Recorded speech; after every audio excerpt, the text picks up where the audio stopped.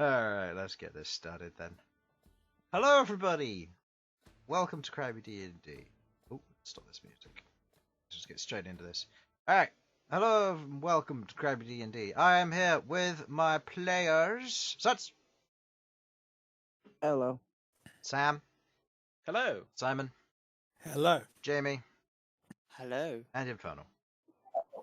Harlan may be about. He said he was going to take a nap. He has yet to wake up from his nap, so who knows? He may show up, he may not. Either way, yes, he's not here, but but Sasha may show up later. But for now, we'll get straight into this. So, thank you note for all the artwork, including some new stuff. I don't think I'll be using it today. You'll be glad to hear the one person who's heard what they are, other than Jamie. Shut up. Good for that. I'll use them ever. I'm gonna Do share use with them. Do share with the group. The Being of War, which is Oh, another boy. one of Queglod's Warlock, Woohoo. and the Skin Scribe. That sounds horrifying. Chris, you've got to stop taking like monster designs from Warhammer. I Jesus don't know. Christ, It's stop. not from Warhammer. Out of all the art that was done this week, I think the scariest ones were them crabs. I don't know what the fuck they were, but they were terrifying. Look, don't spoiler anything. I'm still editing the video. But yes, at some point soon, as Wait, Rook has alluded to, I will be releasing the first of the Cooking Kitchen series on the budding idea. What? On the premise of making a character, what to look out for, and what to keep in mind. It's aimed at new players, so keep that in mind. There are a few other projects that I do have potential plans for. Whether I'll do them or not, I probably won't do them on my own. Given one of them is tedious, I may invite Simon. No offense. Okay.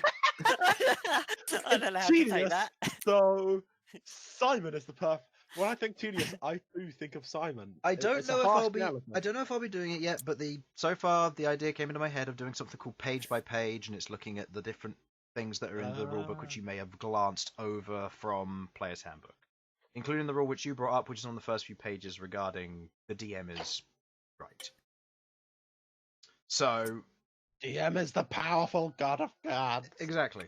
So that gave me a premise or an idea of doing a potential thing called page by page. But for now, first Cooking Kitchen will be going up hopefully soon. I've just got to do a little bit of editing, making sure that as Jamie mentioned, the poses of the crab are in the correct pose at the time. Other than that, that's all of that for the artwork wise. Thank you to Tabletop Audio for the free audio you provide. There are plenty of things you can find on their site. They are constantly updating and releasing new stuff, and it's absolutely free. The one which I use for my intro from their site is called Tavern Music. It's a fairly common one which I've used for 60 sessions now. And yeah, since then they've released 1, 2, 3, 4, 5, 6, 7, 8, 9, 10. So they've released 42 new actual total 10-minute looping soundtracks. Some of them are ambient, some of them are music. And they also have sound pads where you can take various sound effects and you can mix them together for a thematic scenery that you may bring about in your adventure. And they have a lot for different genres of D&D as well, so go and check that out. Any combat maps that you see in today's session, like these ones down here, were made on Dungeon Creator Studio, and any that are non-combat maps but are more detailed, like this one, were made on Incarnate.com. I believe that is everything. So, let us begin tonight's session of Dungeons and Dragons. So, a party of adventurers. Elsyan, Queglod, Sasha, Malcom, Bern, and Rook. After spending some time in Goladon during the Orms Festival, they meet and find various things, whether it be merchants selling books or selling books, as it may be. With the rest of the party finding various things who sell trinkets, otherwise do tattoos, go and watch others make forging and learn some tips and tricks from the process, and various things that happen all round. The party otherwise indulges themselves, enjoys the festival as they are after their glorious win in the arena. With this third day now coming to a close, with the party returning to the inn and proceeding to, if they wish to, partake in the final drinking competition before resting for the night, where they will proceed to get up the next day ripe and ready for the adventures ahead. So to start this all off, you have all met finally, some of you gathering books, sat around a table discussing these things, as the drinks are brought to you. You note that there are only about 20 people here. You make up the majority of the people here in their groups, as this is in that very small tavern which you entered into. You see that the occupants are otherwise sat there talking, and you watch as the barkeep otherwise stands up and goes, "Right, we will begin. So, get yourselves ready for the beginning of the competition. It'll be a gold for entry, usual stuff, and the winner takes the pot." Okay, so you're all sat round the table. Not really much else to say there. And get ready to start rolling con saves. Who's participating in this? I'm going to assume Sasha is, so I'll take a gold out of Sasha's inventory. Elsyan is. I am. I am. I must beat Sasha yet again. Which challenges?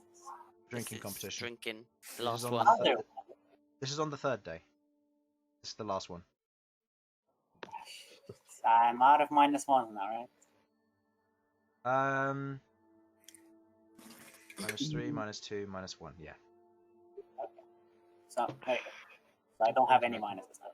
No, you have -1. Oh, I have -1. Yeah. I am not broken. Yeah, sure. Okay. I am. All right. I believe Queglod, you were as well. Joining, yes. Okay. So everyone, please take a gold out of your inventory, and we shall begin. Go ahead and roll me a Constitution saving throw, unless you are Sasha, who has Dwarven heritage and thus has advantage on his first roll. And I'm already out. Starting off strong. I can't do it. Oh boy. Okay, right. I think I'm good. Yeah. So, totals 25 to 20. I got 28. 20. I got 27. 13. Ooh. 13, and Sasha got 12. With Malcom, you look at the drink, it does not look pleasant. You don't even bother drinking it, you just put it on the table and you leave it, and 1 gold's a gold. You just spent a lot of money, but a gold's a gold, you're not too fussed about it. So you leave the drink on the table. Alright. So, next up, roll again on the second round. Let's see how many people remain in the competition after the second round. Oh, fuck me. Yep, Good that. amount. I'll do the indomitable thing, because Oh boy. nothing to lose. That's a 10. That's 25. Okay. Oh, I rolled for Sasha as well. She got a 2. So, Sasha, getting a total of 7, begins to drink down and otherwise regurgitates a bunch of it. She isn't feeling particularly well. It doesn't particularly go down well. She doesn't drink it. And she otherwise is out of the tournament, nice and early on the second round. Elsyan, you too, as you take your drink down. You've been through various drinking competitions, but this ale is almost a bad batch. It doesn't taste right. It's a bit off. The worst. So you drink as much as you can, but you end up getting rid of the rest of it. Okay. Queglod? Bastard. Yeah, that's another 27. Okay. Fuck. Rook, you got the 13 plus your plus whatever, you're 11. fine. And Bern? 21. 21. Okay.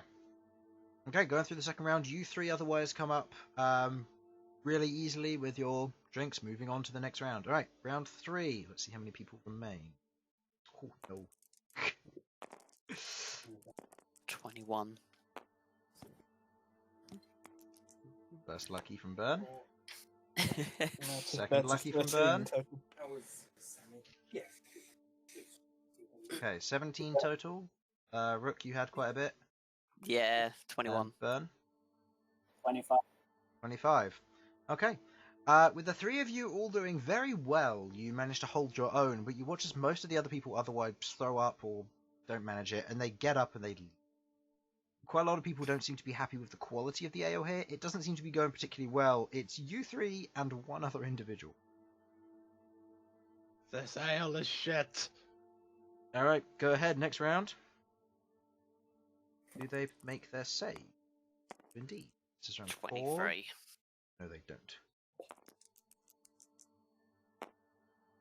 Okay, the three of you, yet again, drinking down, nice and easy. You hammer them down, it's nice and simple for you. The last individual who isn't within your group, otherwise doesn't enjoy the drink, spits it back out, gets up and leaves. Meaning that you 6 are the last ones left in the tavern. Go ahead and roll. It's guaranteed one of you will win the pot, 20 gold. Very good. Oh, nice. That's 29. 29. That Queglod. is 24. 24. There's a last lucky from Bern. 24. 4. Okay. The rest of you are okay as you drink down the next one. Go again. Round 6. DC is getting a little bit How? high now. High Well, con, that is- high con saves and lucky from very Oh. very good rolls from Queglod tonight, apparently. 22. Yeah. Yeah, finally.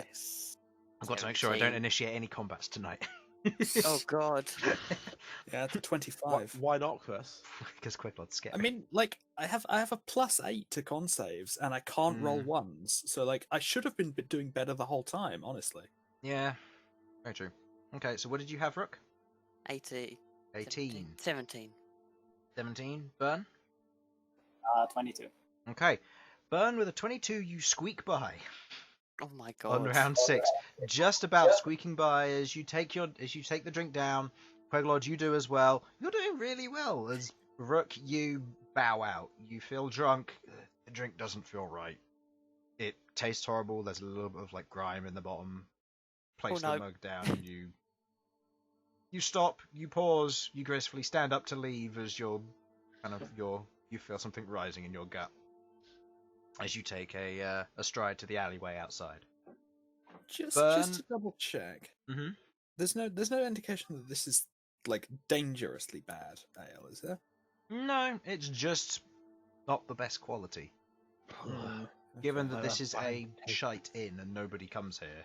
Yeah, fair. Oh, I feel bad for this place. It's a Not chance. better ale. It's chance to earn cheap money for those who are adventurous enough. All right, Bern and Queglod, go ahead and give me another roll. What have we got here? Bern? That's a 21. Okay. Queglod? That is a 21 as well. With the two of you failing spectacularly at the exact same moment, you look at the drink, and Queglod, you think, no. Do you both wish to call it a draw? And split the pot, or do you wish to go for broke? In which case, I'll have each of you roll it again. The higher number wins. Do it. I'm good with a draw. I'm happy to draw with Bern, yeah. All right. I take it back. The two of you put the drink down, and you both look at the individual as she looks at you, and you both ask for the draw. You're in the same group. Take 10 gold each. Sasha comes out of nowhere. Well. It Oh, comes out of nowhere. Sasha. Sasha, you failed in the second round, same as Elsyan. But I got higher than you, so I'm counting it as a win. No. No. No, he got a higher result than you, so Don't- technically he won. Don't Rogel Dawn me. No. Oh, but it's funny. No. Sorry about this, by the way. That's fine. Did you forget to set an alarm? No, I set the alarm. I slept through it. Yeah, and our Oof. phone call apparently. Nice. Yeah, we called you and we heard your voice messenger. It's very unique. What is it? Harlan I think cannot take this call right now. it sounds like it's you pretending to be a robot. All right. That does sound like a very me thing to do. It does, doesn't it? Did it when he was drunk. All right. As you gather up your things, you get up, you head back to your inn. You get a good night's rest for the last day which you were staying in town.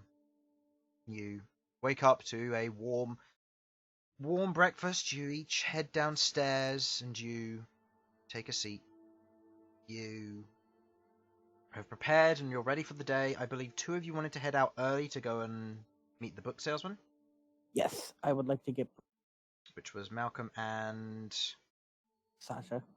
Sasha. Okay. 2 of you head off early, preparing your spells. It takes a little while for you to prepare your spells, as you are the latest risers of the rest, but you wake up early to get that done.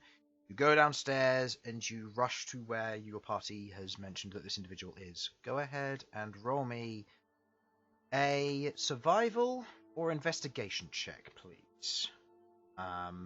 Sasha, you need me to roll for you still at the moment, just while you're loading. I'm loading in, but I will be there soon. So yeah, just roll for me. Survival. Okay. Sasha ain't touching Close. investigation. Oh god. What's your total there, Malcolm? 15. 15, and what's your plus, Sasha? Sorry, my thing just came up. I'm sorry, I'm trying. Very. It's 19 plus at least 4, which is 23. Yes, that sounds about right. Do you have proficiency in survival? I don't believe so. I'm just gonna say no. Okay. You do your best to find him. Traveling around, you travel to where your friends with eyes told you he was. As you move to that particular part of town, you see the caravan packing up. You see all of this, and you see as he's packed up most of his stock, and he's otherwise standing there at the edge of the stool. As you quickly rush over to him, you see the tall elf just standing, kind of packing up his things, putting books away in a rather large satchel.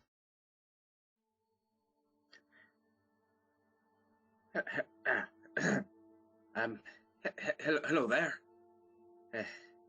Ah, are you the other 2? Yes, I think we are. Interesting.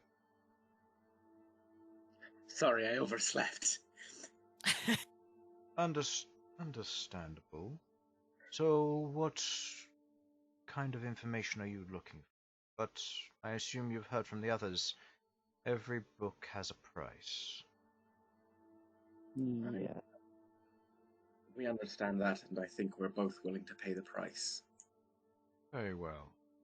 Do either of you know what you're looking for? Can't remember the name of the place again, Chris.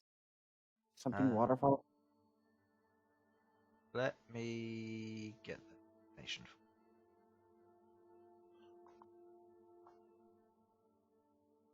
you. Be in here? Question mark? No? Okay.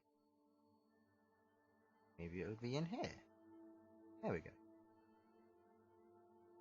Should be in here anyway. The Waterfalls of the Many.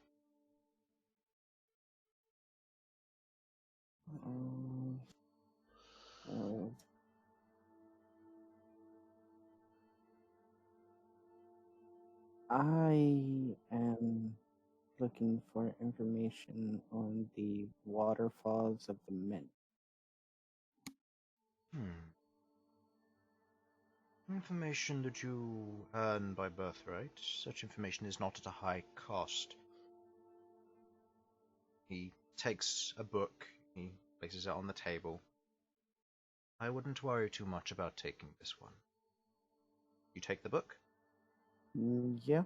Go ahead and roll me a Charisma saving throw. Remember, no rerolls, no nothing other than the modifier you otherwise have. Terrible rolls. 8. 8. You pick up the book. Nothing feels strange. Nothing out of the ordinary. Just a book. Alrighty then. Okay. And how about you?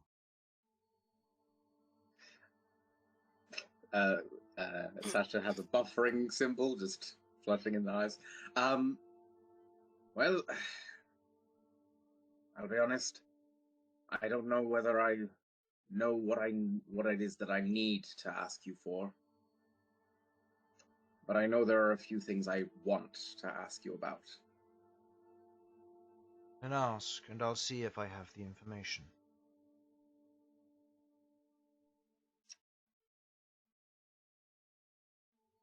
It's not just me There who are- collects this information.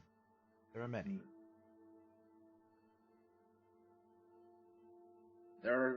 I could ask you about my religion.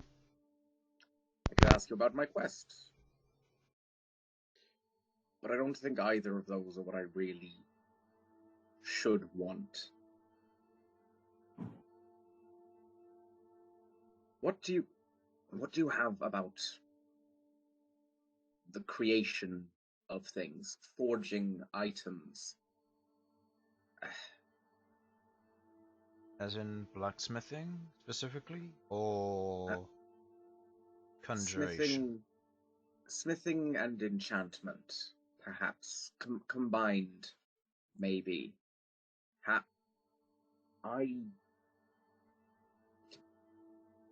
I have done many destructive things, and I have become quite good at them.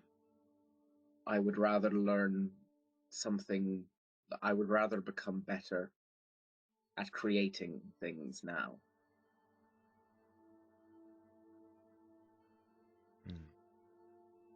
He thinks for a moment and looks at you. Are you in tabletop at the moment? What's the name of the place? Oh, do you want? Oh, yeah, because you've it's been ages since you connected to it. He's got a new laptop. He can do it, guys. Yeah, he We can do it. believe in him. Hey, They're not online on Steam. That might also not help. Apparently, Wait, why am I online? it also says that Steam? Infernal's playing Dota. So But Infernal is always playing Dota. Okay, that should have signed me into to Steam. Okay. yeah, now if you look through the list of games and have friends only, you should be There it able is. to. That was Okay. literally it. Okay, cool. Yeah. Yeet. Okay. Oh my roll god, for I you, didn't or- even need to put in a... Dude, were No. we supposed to have a password? No, because of the new system, you can just set it to friends only, and only friends can access it. And I have no need to worry Nice. about any of that. So, if anybody does join, I can just kick them and then unfriend them. So, I think I just moved a war elephant or something. don't worry about it.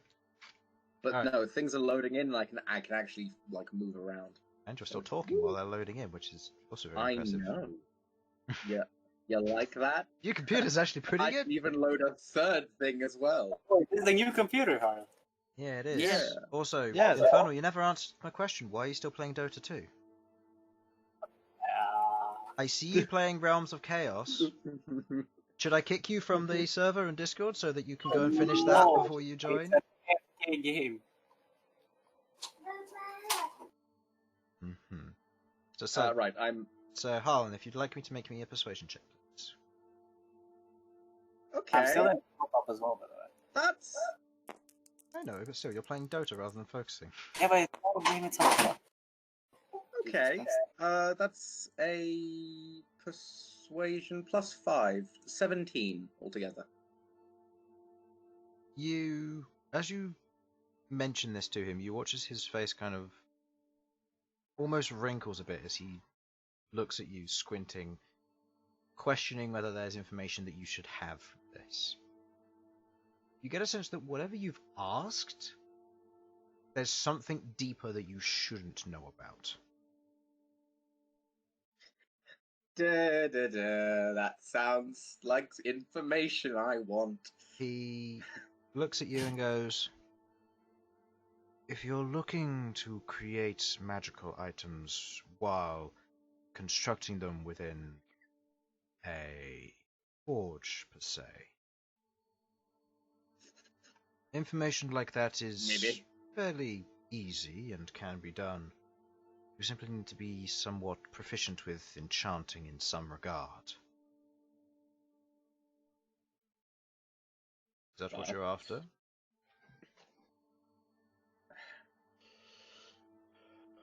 As I understand it, you have information that most people don't have.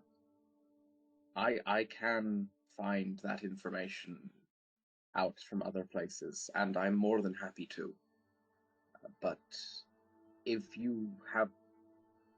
But I swear, I want to make the world better. I try every single day to improve and improve the world and keep people safe.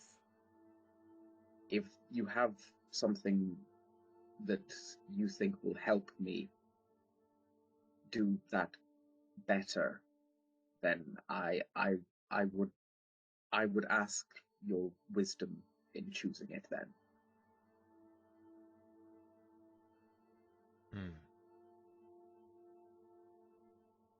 He thinks for a moment, pondering and pausing. You are that of a forge domain. I understand. Blessed by a Tauran sent on some form of quest you mentioned.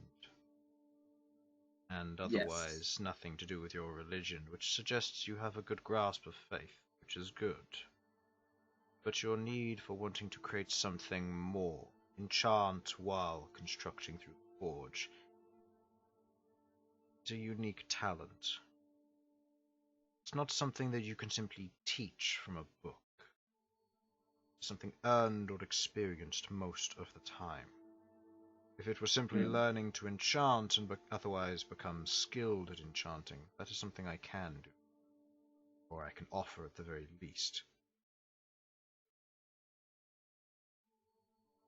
Kind of pauses, almost looks through and past you.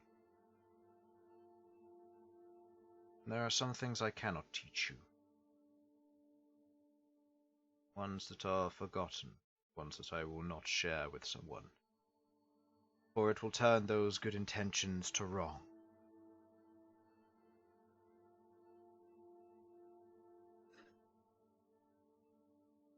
Maybe. I don't like to think that I could become corrupted, but I will bow to your wisdom on that matter.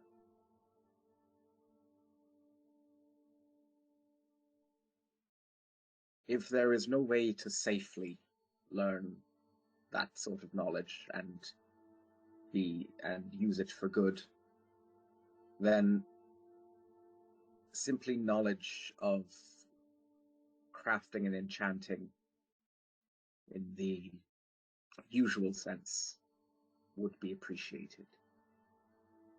And that is something I can do.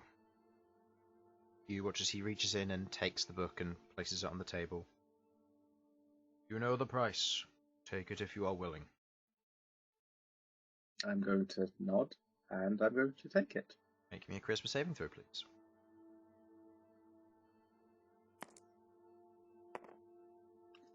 Yes!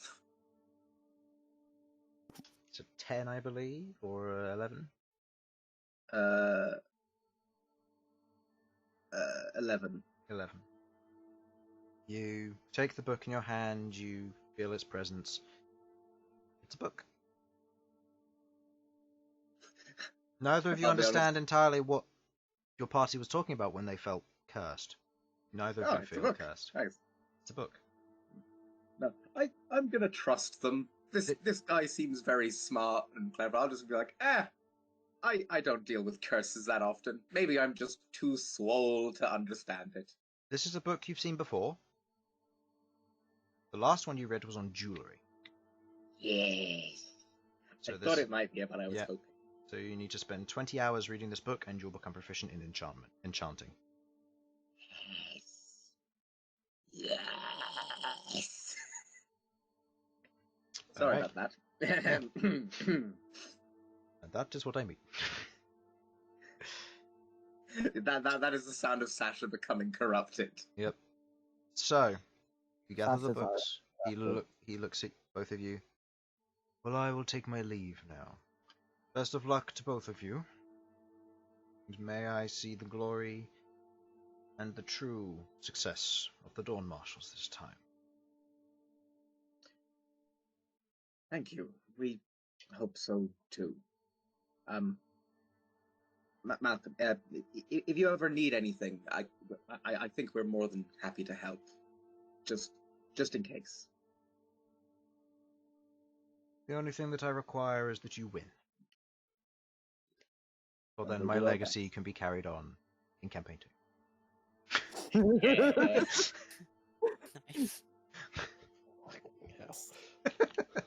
That sounds about right. All right. You leave. You head back to the tavern with the rest of your party. What is the next step of your adventure? I believe our next step was to go to Rust Town. Yep. Correct? Yes. That's the plan. I think that's the plan, yeah. Let's go. Okay. Let's go. The party gather themselves, collecting up their things, and proceed to get ready to head on the road once again, now to a unfamiliar location, Rust Town. As you proceed on your venture, heading eastward out of town, you leave through the gates and you proceed to walk on the 4-day journey to Rust Town.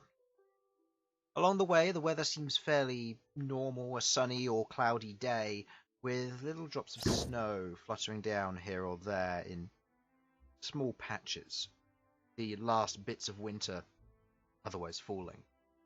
Alongside the party are 2 new companions. One is a salamander, red and black, otherwise covered in scales and heating up the area around, small bouts of smoke otherwise rising up out of its nostrils every now and then as it trundles alongside you all. This one being Malcolm's. And on the other side you see a fairly haggard but otherwise not too old direwolf. Fur is fluffy, old, a little bit ragged, but otherwise well combed and a little bit of a mess. No saddle, but otherwise a travelling companion travelling alongside you all. This one being more attached to Sasha. The bond is fragile between Sasha and the direwolf, it seems, as they've not gotten used to one another, but it seems to understand who it has been handed over to. I am absolutely feeding it treats as we go. Do you wish to purchase treats and food for the creatures before you leave? Oh, abso-fucking-lutely. Okay. Given that it is a 4-day venture, how many days do you want to prepare for food-wise? I believe I went and stocked up on a bunch. You stocked up on a bunch. You've got yourself prepared for a while. So, providing it won't spoil, how much could... I typically ignore the spoilage of food for the sake of it, because people have learned to use travel packs in that kind of way, so... Okay, it's fine. About 400 GP worth of 400 stuff? GP, it takes a GP per day. If you're including treats in that, which are also a GP, you'd have 200 days worth of treats, if one a day, and 200 days of food. Nice. So if you want to say 400 GP, then that's fine. Okay, how much does this stuff weigh, actually, is a question I probably should ask. 2 pounds each. Ooh. So, okay. So you'd be looking at 400 GP's worth would be 800 pounds, so probably not. Yeah, okay.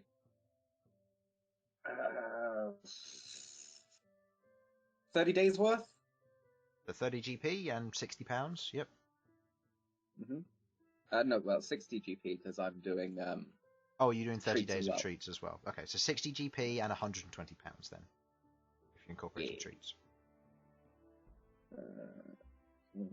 Okay. So 30 days, yeah. So 60 GP total used in that for 30 days worth of treats, 30 days of food, and 120 pounds worth of weightage. You otherwise travel on the road as you trundle Oh, along. good God, are you hearing that? Yep. Yeah, there we go.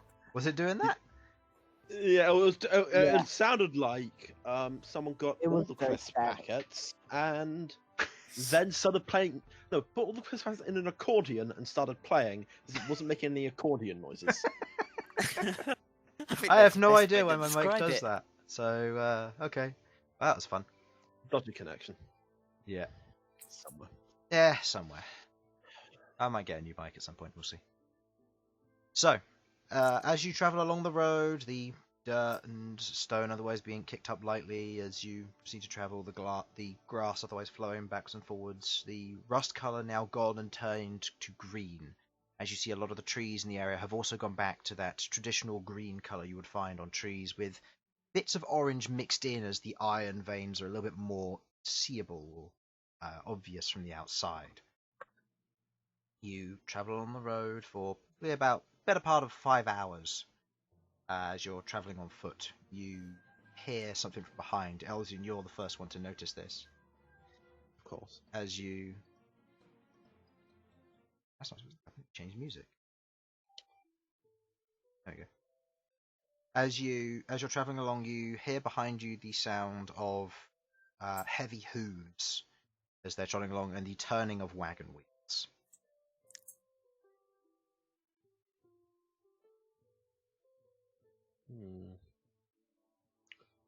I presume that it's not coming straight towards us. It's behind you, and it's coming straight towards you. Well, Elsyan steps out the way and sort of, guys, you might want to step out the way of that unless you want to get trampled. Step to one side Okay. then. Yeah, I guess move out the way. Yeah, sure. You step to one side as you all get a look. You see a caravan of about 5 different caravans of various individuals. You see large oxen pulling the carriages and carts themselves, otherwise stuffed with goods. A few individuals are walking alongside, but most of them are otherwise riding in on the back. At which point, as they're moving past, the first cart heads on, and you hear someone shout out from the second cart, "Hey, you want a lift?" It looks like they're heading towards us, right? Heading the same direction as you, and the path only goes one way. I don't see why not. What about you guys? Sure. Okay. I mean, Yeah, Sure. if they have room for all of us. Yeah, your creatures might have to walk alongside, but otherwise, we've got plenty of room. Yeah, better than walking. All right, that sounds lovely. Thank you. Catch up with some reading. Yeah, Yes, reading. The individual otherwise, kind of, he puts 2 of his fingers in his mouth and gives off a whistle as one of the other carts stops, or as the 3 carts behind him stop. The front one does as well, as you are otherwise, as he says, "Alright, hop on in, find a space where you can, and make yourself at home. We'll be making camp once we once we reach our destination." what is your destination? Well, we've got a few waypoint stops along the way. Some of the old mills that are placed along the road, otherwise abandoned for now, but we settle there, and we'll be making our way to Rust Town. If you're looking for further travel, we'll obviously ask for coin, but we're heading all of our way back to the northern reaches. Okay. We'll be getting off at Rusttown, so thank you. Thank you very much. No worries.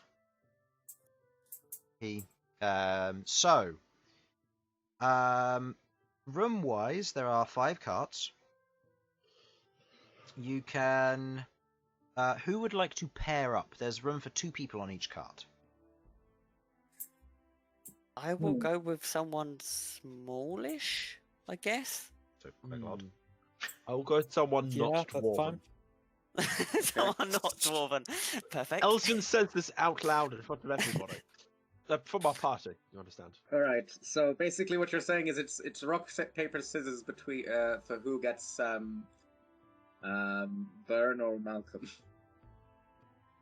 Mainly who gets stuck with me, I suppose. You know what?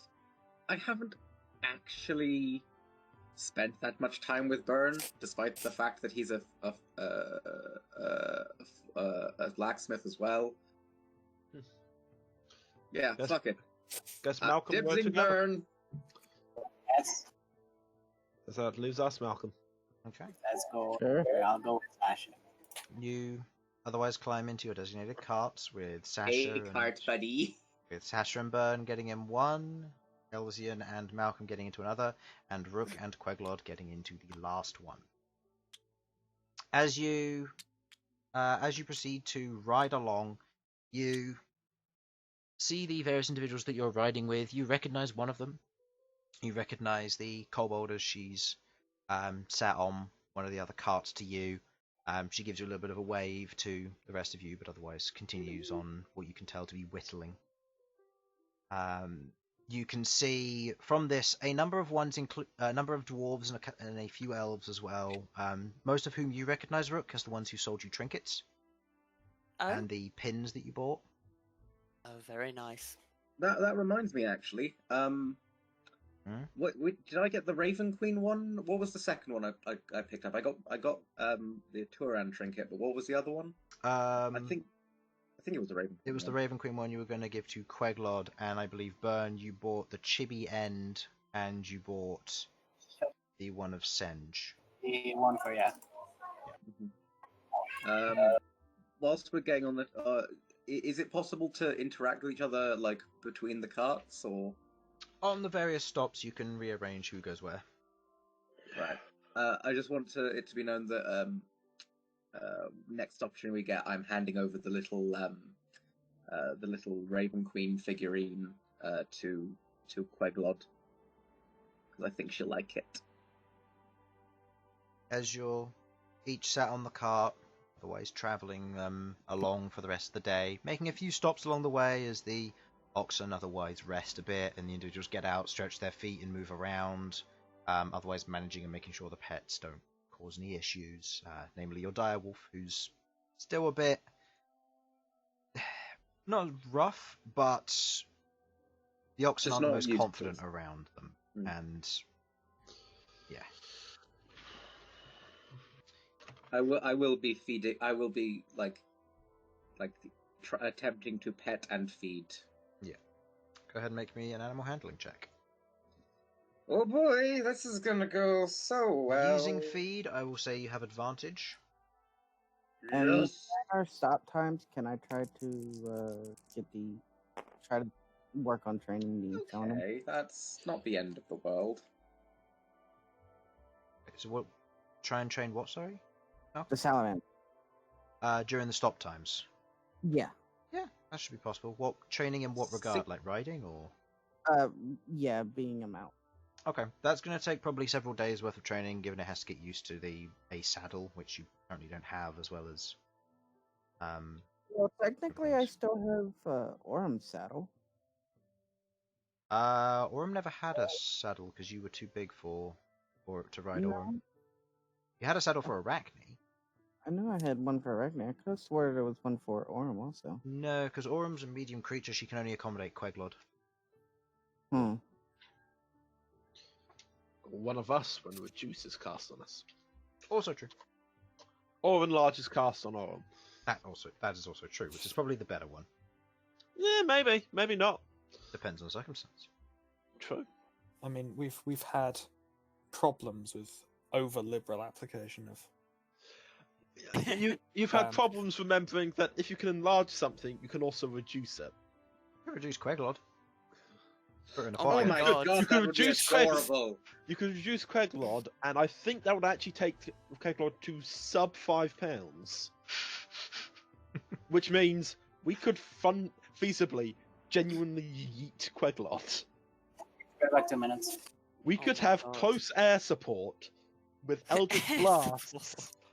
It's worth noting And, that if you okay. throw Queglod, she can turn into a bird in midair and land safely. Exactly. So this is fundamentally not as bad as the standard barbarian picks up halfling and What? yeets them. What I'm hearing here is that essentially Queglod would make the perfect paper airplane. Yes.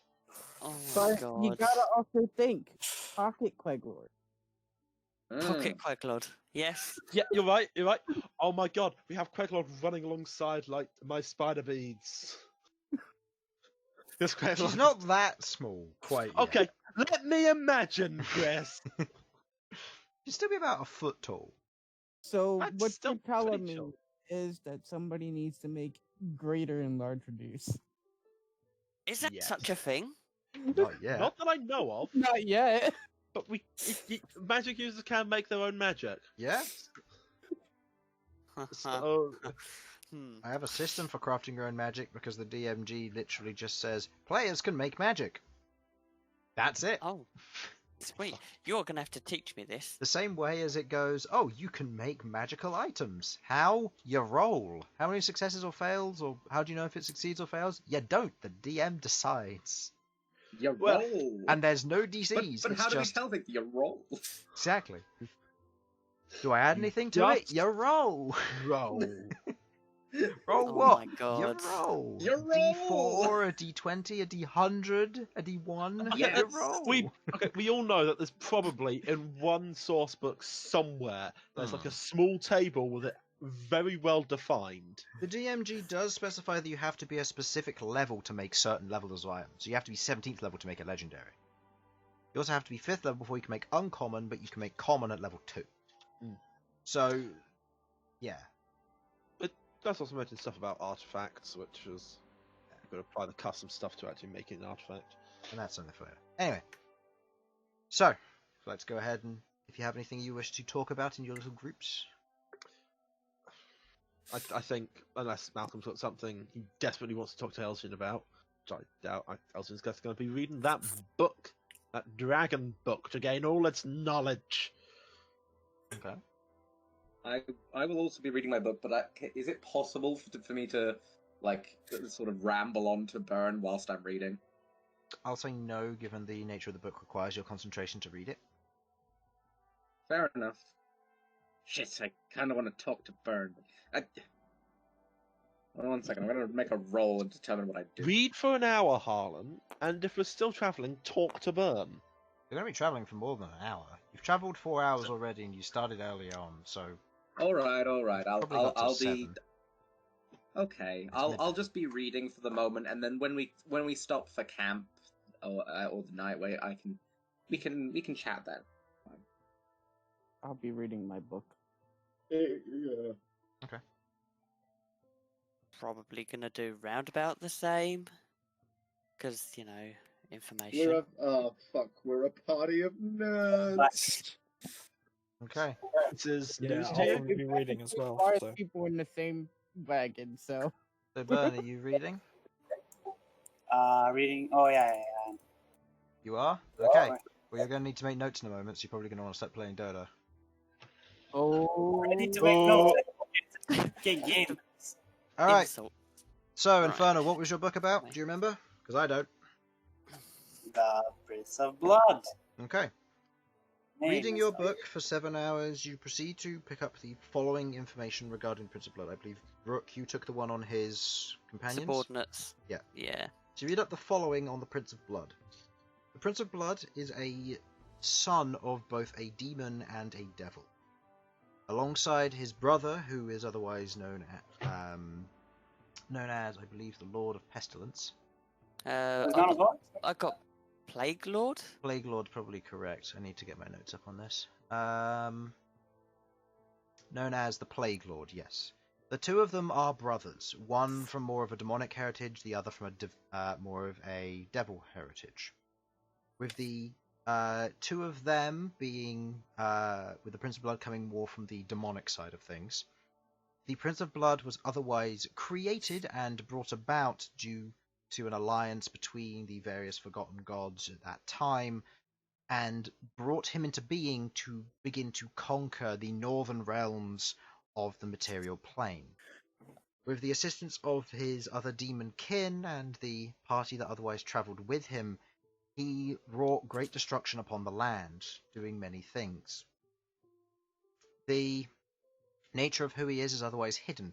His name unknown, the same alongside his father and mother, the two of them being a creation, or creating their creation together, but otherwise not having that information shared or public knowledge.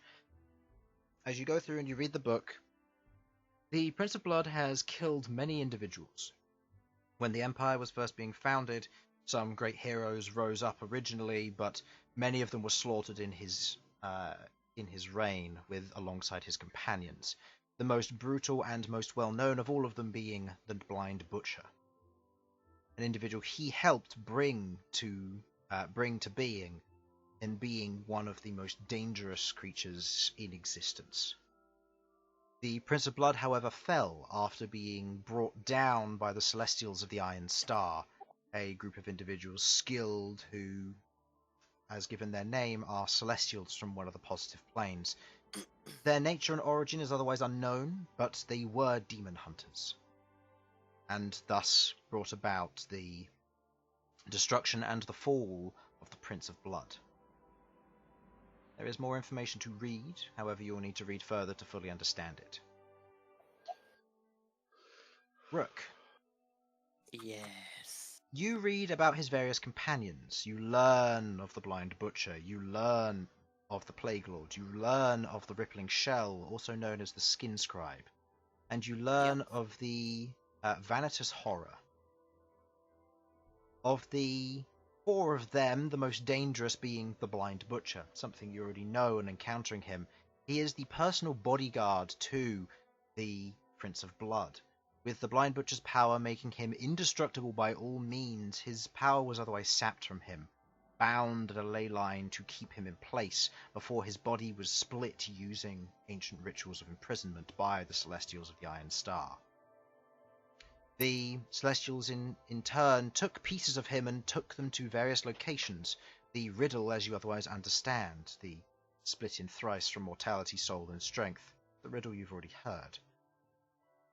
You know that he is a very dangerous individual. He specializes in using 4 butcher's cleavers, which he can throw and bring people to the brink of death before their mortal wounds would otherwise claim them. He is dangerous, but he is also blind, meaning that at every opportunity you can strike him using the best of your abilities, but he is otherwise unaffected by that, understanding and rewinding every aspect that he has otherwise felt in any previous combat, or his experiences in combat, shall we say, have helped him to learn to avoid and otherwise prevent any real damage being done to him, thus preventing any real advantage being earned over him.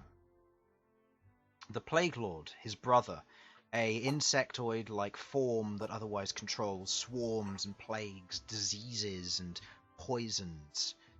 He is one of the most dangerous ones beside the Blind Butcher. However, he is mortal, killable by all means, unlike some of the others. He is fairly easy to destroy, as he himself is weak on his own, whereas his brother and his other companions are a little bit more hardy and difficult to kill. He does, however, control armies of millions and millions of insects at his command, swarms and swarms of them. He's dangerous. And the riddle that you receive as a part of this to his location is Bloody hell. Right. sealed within the tomb of the oiled marshlands. At the heart of the clover lies the demon of pestilence that rules his lands. Can you send me that? I will post it in Discord so everybody can see it. Thank you. The oiled marshlands, eh? Yeah, I know, right? Yeah. Yeah, you've got to fight custodians. Good luck. Oh, fuck. Don't do that to us, Chris. We will die horribly. They will silence. I'm fucked. they will flex. Higher strength characters they will go after first. Brother Santonio. Marshy boys. Ah, good. So that means I'm safe, right, Chris? Brother Santonis. Convinced them. Nazi boys. All right. As you read Slip. on, you learn of the Oh, next. As you read on, you learn of the next one, the Rippling Shell or the Skin Scribe. You have heard many things about this individual, this character. You saw them as part of the murals and puzzles within Darkreep Ruin. You understand that they are dangerous, and from what you read, the Skin Scribe was a human, brought up and raised by the Prince of Blood. He is dangerous and skilled, with power beyond compare, absorbing a ley line at one point in his life, giving him an infinite well of power, something that drew the Celestials of the Iron Star to him originally, and thus brought the downfall of the Prince of Blood. The Skin Scribe himself is known for being one of the strongest of their companion, potentially even stronger than the Prince of Blood, but is otherwise encapsulated and charmed by him, given he has been raised by the Prince of Blood. He is, much like the others, excessively dangerous, but was torn apart, as you see in the following riddle as to the location of his existence.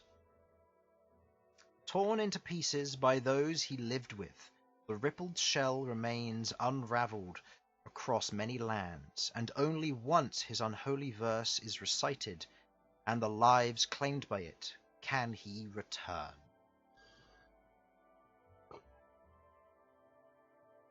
Okay.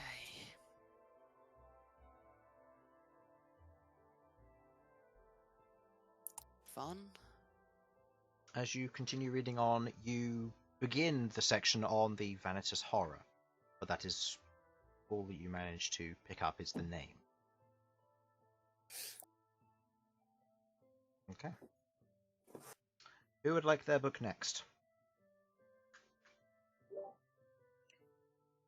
Me. Okay. Since nobody else is saying anything. Okay. Yours was on the Waterfalls of the Many. Yes. Okay. The Waterfalls of the Many, a well of waterfalls that collapse in from many planes of existence. It is one of the few unified places where all planes meet. From behind one waterfall you can leave into the Feywild, another you can leave into the realms of Hell, another into the mortal plane. However, certain waterfalls require specific challenges, keys if you will, each one being locked off to the typical mortal and once opened can never be closed. The Waterfalls of the Many is also the convergence of time, where all time flows to be recycled and reused as it is then redistributed about all the planes of existence. To stay in the Waterfalls of the Many, an individual cannot die. Time is eternal, and thus their life must remain so, but they age at an accelerated rate. For each portal that is open or each portal that is present, an individual ages at that many times more compared to their original flow of time. If an individual were to close all the portals within the Waterfalls of the Many successfully, the location would cease and the place would destroy itself. To get there, as you understand it, is through the Barrenlands. The Queen of the Barrenlands, as she currently stands, is the one who controls and owns the one and only key to the Waterfalls of the Many. Others have figured out how to get there. These individuals have come from your lineage of Barrenlor. However, it requires an individual to go through the summer entrance of the Feywild in the City of Dreams. City of Dreams being a rather difficult to reach location within the Feywild. An individual could travel there and wander around aimlessly for days, being lost within the City of Dreams, meeting nobody. But then the next day, they meet the entire populace, all several 100,000 of them, wandering free and acting as if nothing had happened. The flow of time and the existence of a person is simply an illusion.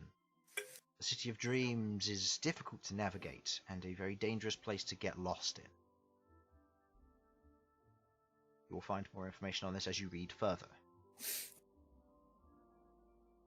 Next. I guess I'll go next. What was yours on? Mine was on. It was on sealing techniques that were being used. Natural imprisonment. Yes.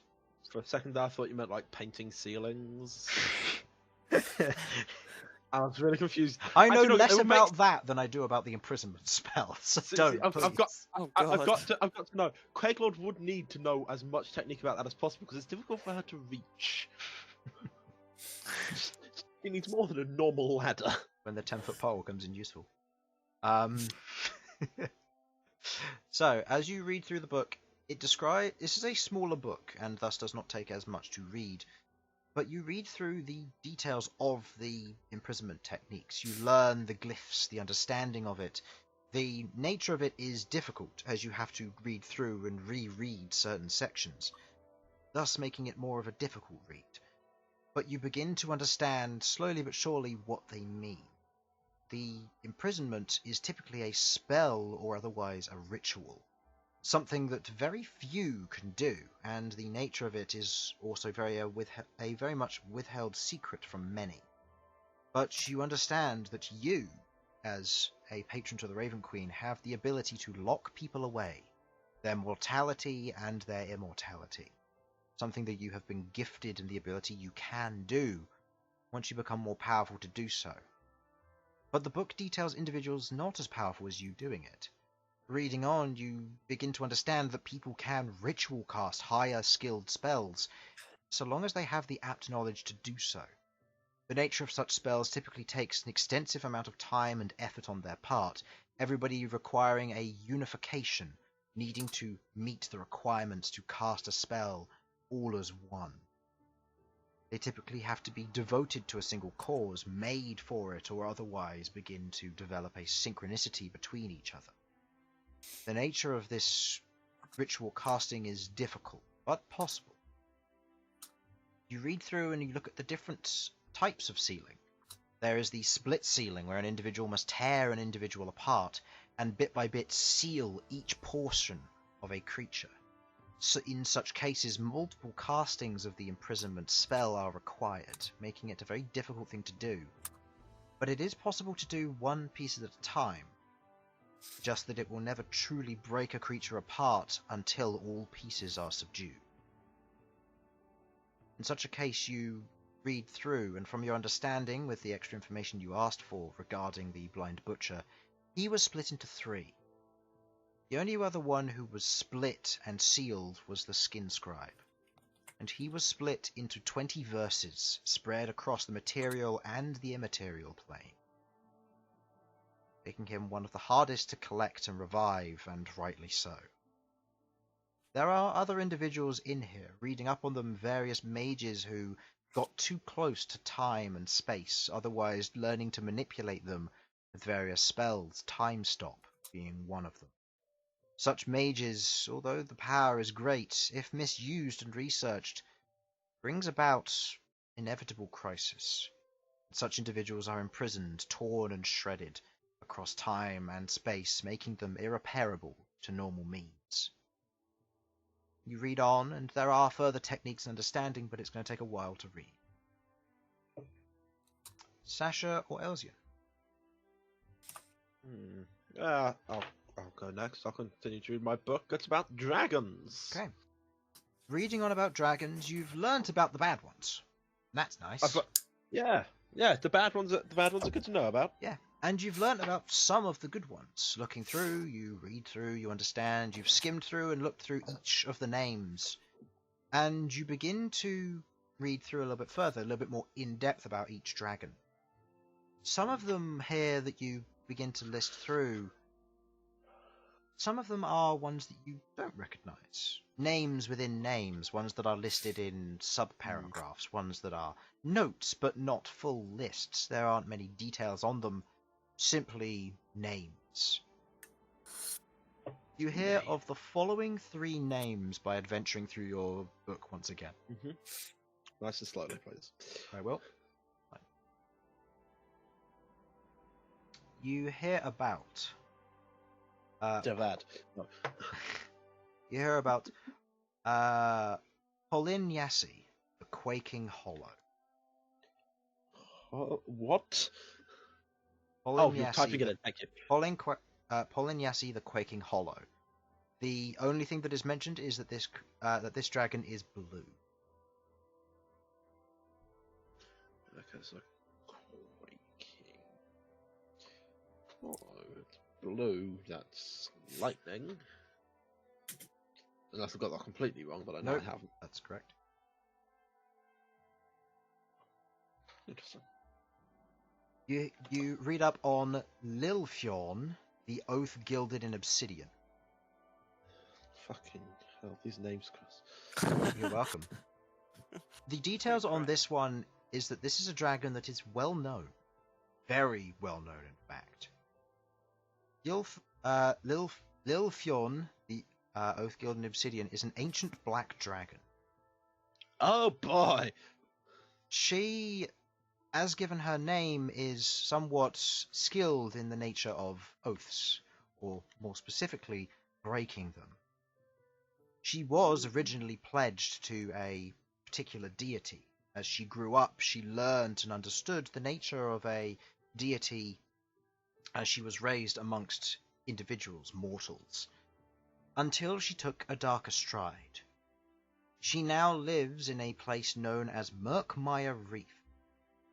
And as you begin to read up on this, you know where that is. The Book of Lore has it mentioned within it.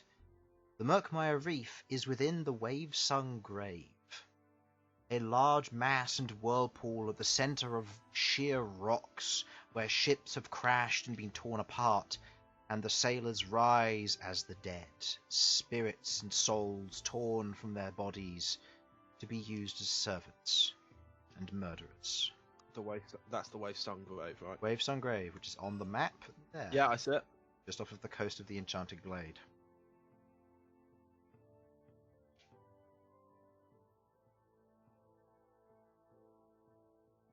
And the last one? And the last one, known as Tunzetsu, or Zetsu. Tunzetsu, the Culling Tempest. As you read on, this contains a dragon which you are not familiar with, an orange dragon. Orange? Very Oh my god, it's a ginger dragon. Very Ha! We're gonna few, tease her. very few of their kind exist.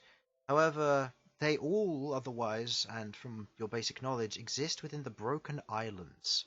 The Broken Islands being a area just south of the Empire itself, an area of floating islands that exist where your friend Feng has otherwise come from. You should ask Feng about this. Hmm. Feng's back in the tavern, isn't he? Feng's back in the tavern at the moment, yeah. He himself is more of a solitary dragon, not really having much of a home or deciding to do anything, but he has otherwise pledged his support to the Crescent Shadow. Oh boy.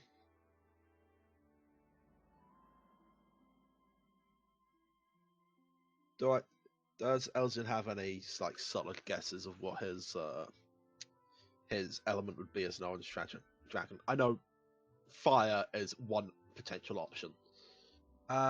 Orange in particular, from your basic understanding, I'll say give me a nature check. Oh, couldn't check my book of lore. Book of Lore typically doesn't have one on orange dragons. Yeah, I didn't think so. Pretty good. That with my nature modifier, that is a 23. Thinking on what it could be, what it has been, and the general tales you've heard, it's probably a mix of some regard with fire. Thinking about it, and you carefully kind of estimate, you think it might be fire, but there are elements of it which you think could be more... something more to it. And as you think, you begin to go through the various elements, what might work, and you eventually settle on lightning. What if it just vomits out lava? Am I confident that it's lightning? You've or made a very good educated guess. Going through the rest, fire and poison doesn't particularly work, nor does anything like fire and cold. Fire and force, maybe. Fire and thunder, probably not. And fire and necrotic or radiance also don't particularly work. So fire and lightning's the only one which seem vaguely compatible. Yeah. So, there was one thought that... Obviously fire and psychic, but... you know... There's no psychic dragons. You've seen a purple dragon. Elton turns the page. Fuck! Just exclaims that out loud in the middle of the camera. Just, fuck! Who were you sat with again? I sat with Malcom. I'm sat with Malcom, the dragony one. What? Sorry, I had to do Do you have any ideas about orange dragons? Orange dragon. Yes, orange dragons. I think they're fire and lightning, from what I can guess, but that doesn't really mix with anything else. What would I know about? I know that I've heard about them, but I don't know too much about. Roll me a nature check. I'll say with advantage because I remember at one point I gave you a document containing these details, but I've forgotten where I've put it, so that's on me. Nature. Mhm. It's a 19. Fire and lightning is an educated guess. You don't entirely know how it would show itself, but fire and lightning could work. From what I understand, fire and lightning sounds good. Not sure how it works, but A fucking Azula dragon. great. Why would you say that? Don't know what you mean. Alright, so that's the information you gather from your book. Dragon. Reading through the rest of it just seems to be further details on the kind of how the dragon is displayed, its typical mannerisms and everything like that. It'll take another 10 hours to read and then you will have memorized it. And finally, Sasha. Your book is very uneventful. It is on enchanting. You read it for 7 hours. Mark down 7 hours. You're beginning to learn enchanting and the ways of. I really was hoping you'd Enchanting. have to pull something out of your ass to say about this If one. you want me to, I can. You know what? We'll save it for when we're off stream because I think that'll be funny. Yeah. fair enough. I don't want to take up too much time and bore people. That's fine. You Nice, read that's through. okay. You take a stop for the night and you watch as the dwarf who otherwise let you on kind of goes. He whistles again and he goes, "Alright, time to set up camp, everyone." The oxen kind of pull off to the side of the road. You see what looks to be an old and mostly crumbled windmill with little bits of it still being set up. And you see a large barren patch around with a series of what looks to be 6 or 7 kind of fire pits set in place. This is a regular traveller's stop. Something that you typically only reach when you're on horse and car or something similar, due to the slightly faster travel pace. But yeah, you stop there. You begin setting up tents. You continue going on with that. If any of you want to interrupt at any point to try and do something, you're welcome to do so. As you set up the tents, you each climb into your tents. You are given a few to share with other people as you proceed to prepare for the rest up for the night.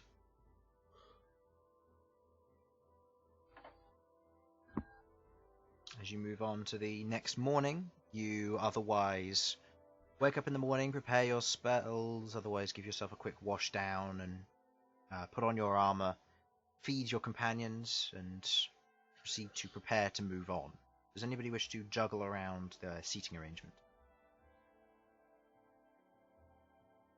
I'm okay with as we are at the moment, but Sasha wants to leave me. I'm fine, unless people want to Right. swap. I'm happy to stay with Bern, and also just be like, before we go to bed, like, Bern, we don't talk much anymore. We should fix that. I mean, I Yeah. like the color purple. What about you? pretty it's easy to guess, but dark red. Very Very nice. Right. What was it like to die? You might as well. Toddler. You're like a toddler going, what is it like to pay taxes? Oh my god. I never asked that question. Neither did I. It was the first thing that came to my mind for some reason. Fitting for Where did my doggy go? It went to the farm, Jimmy. Where's the farm? The dog's dead. Oh. Dead. Pepper hand. That was Infernal's response when he was a kid. Press F to pay respect. Oh god.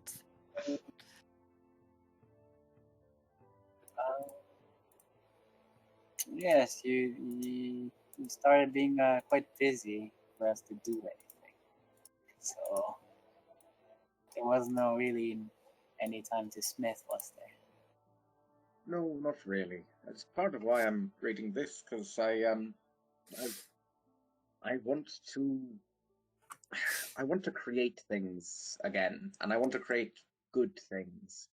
I tried making simple, easy things for other people, and it just didn't feel right. I think making quality items for us lot is what I want to do. I want to create good things to offset the amount of destruction we make. Frankly,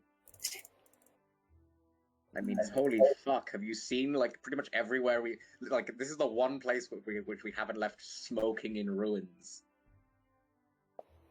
I mean, it might have been if we didn't get here on time. That's true enough. I don't really think we did anything. Huh? I mean, like, if he was just gonna take the blind butcher anyway, I mean, you know how it is. Yeah. On the plus side, though, What do you're you not want to dead make? anymore. What do you want to make, like, item-wise? Exactly. Well, I want to improve my armor. I want to make weaponry that can pierce even the thickest scales and hide. I want to create trinkets that can protect my friends or grant them abilities. I really would like to learn how to create useful and incredible things. So I guess you don't really have notice. You don't like specifically. Well, I know what I'm going to make. I'm going to make myself a shield, and I'm going to improve my armor. But that's for me. If any of you want anything made, I want to help make that. I mean, hell, we've got a fucking party of smiths. I mean, for If me, we all put our heads together, we could probably make something pretty fucking cool. I mean, for myself, it's not really much I want right now. Basically, have everything I need.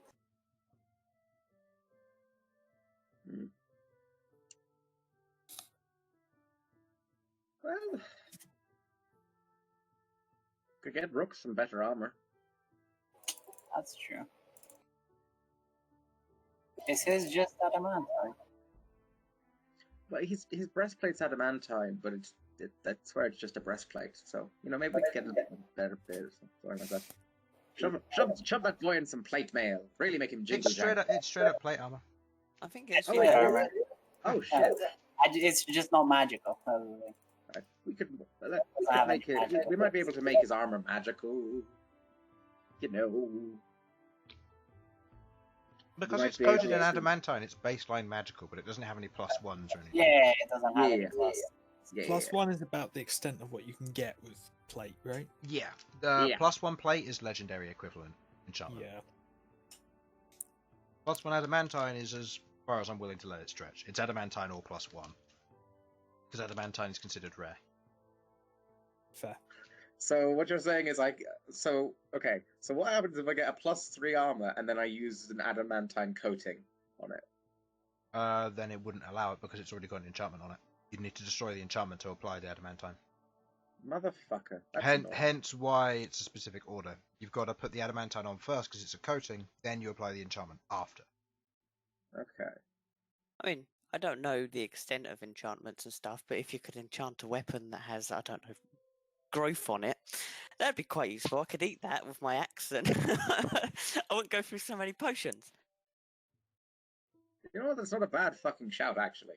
Failing that, could always improve things like Ring of Protection and things. I don't know if it's possible, but I have got a Ring of Protection and a Cloak of You could probably Protection. do that. Improving a We can try ring, it. not quite. Making a new one, yes, and then selling off the old one to cover part of the cost, that's definitely possible.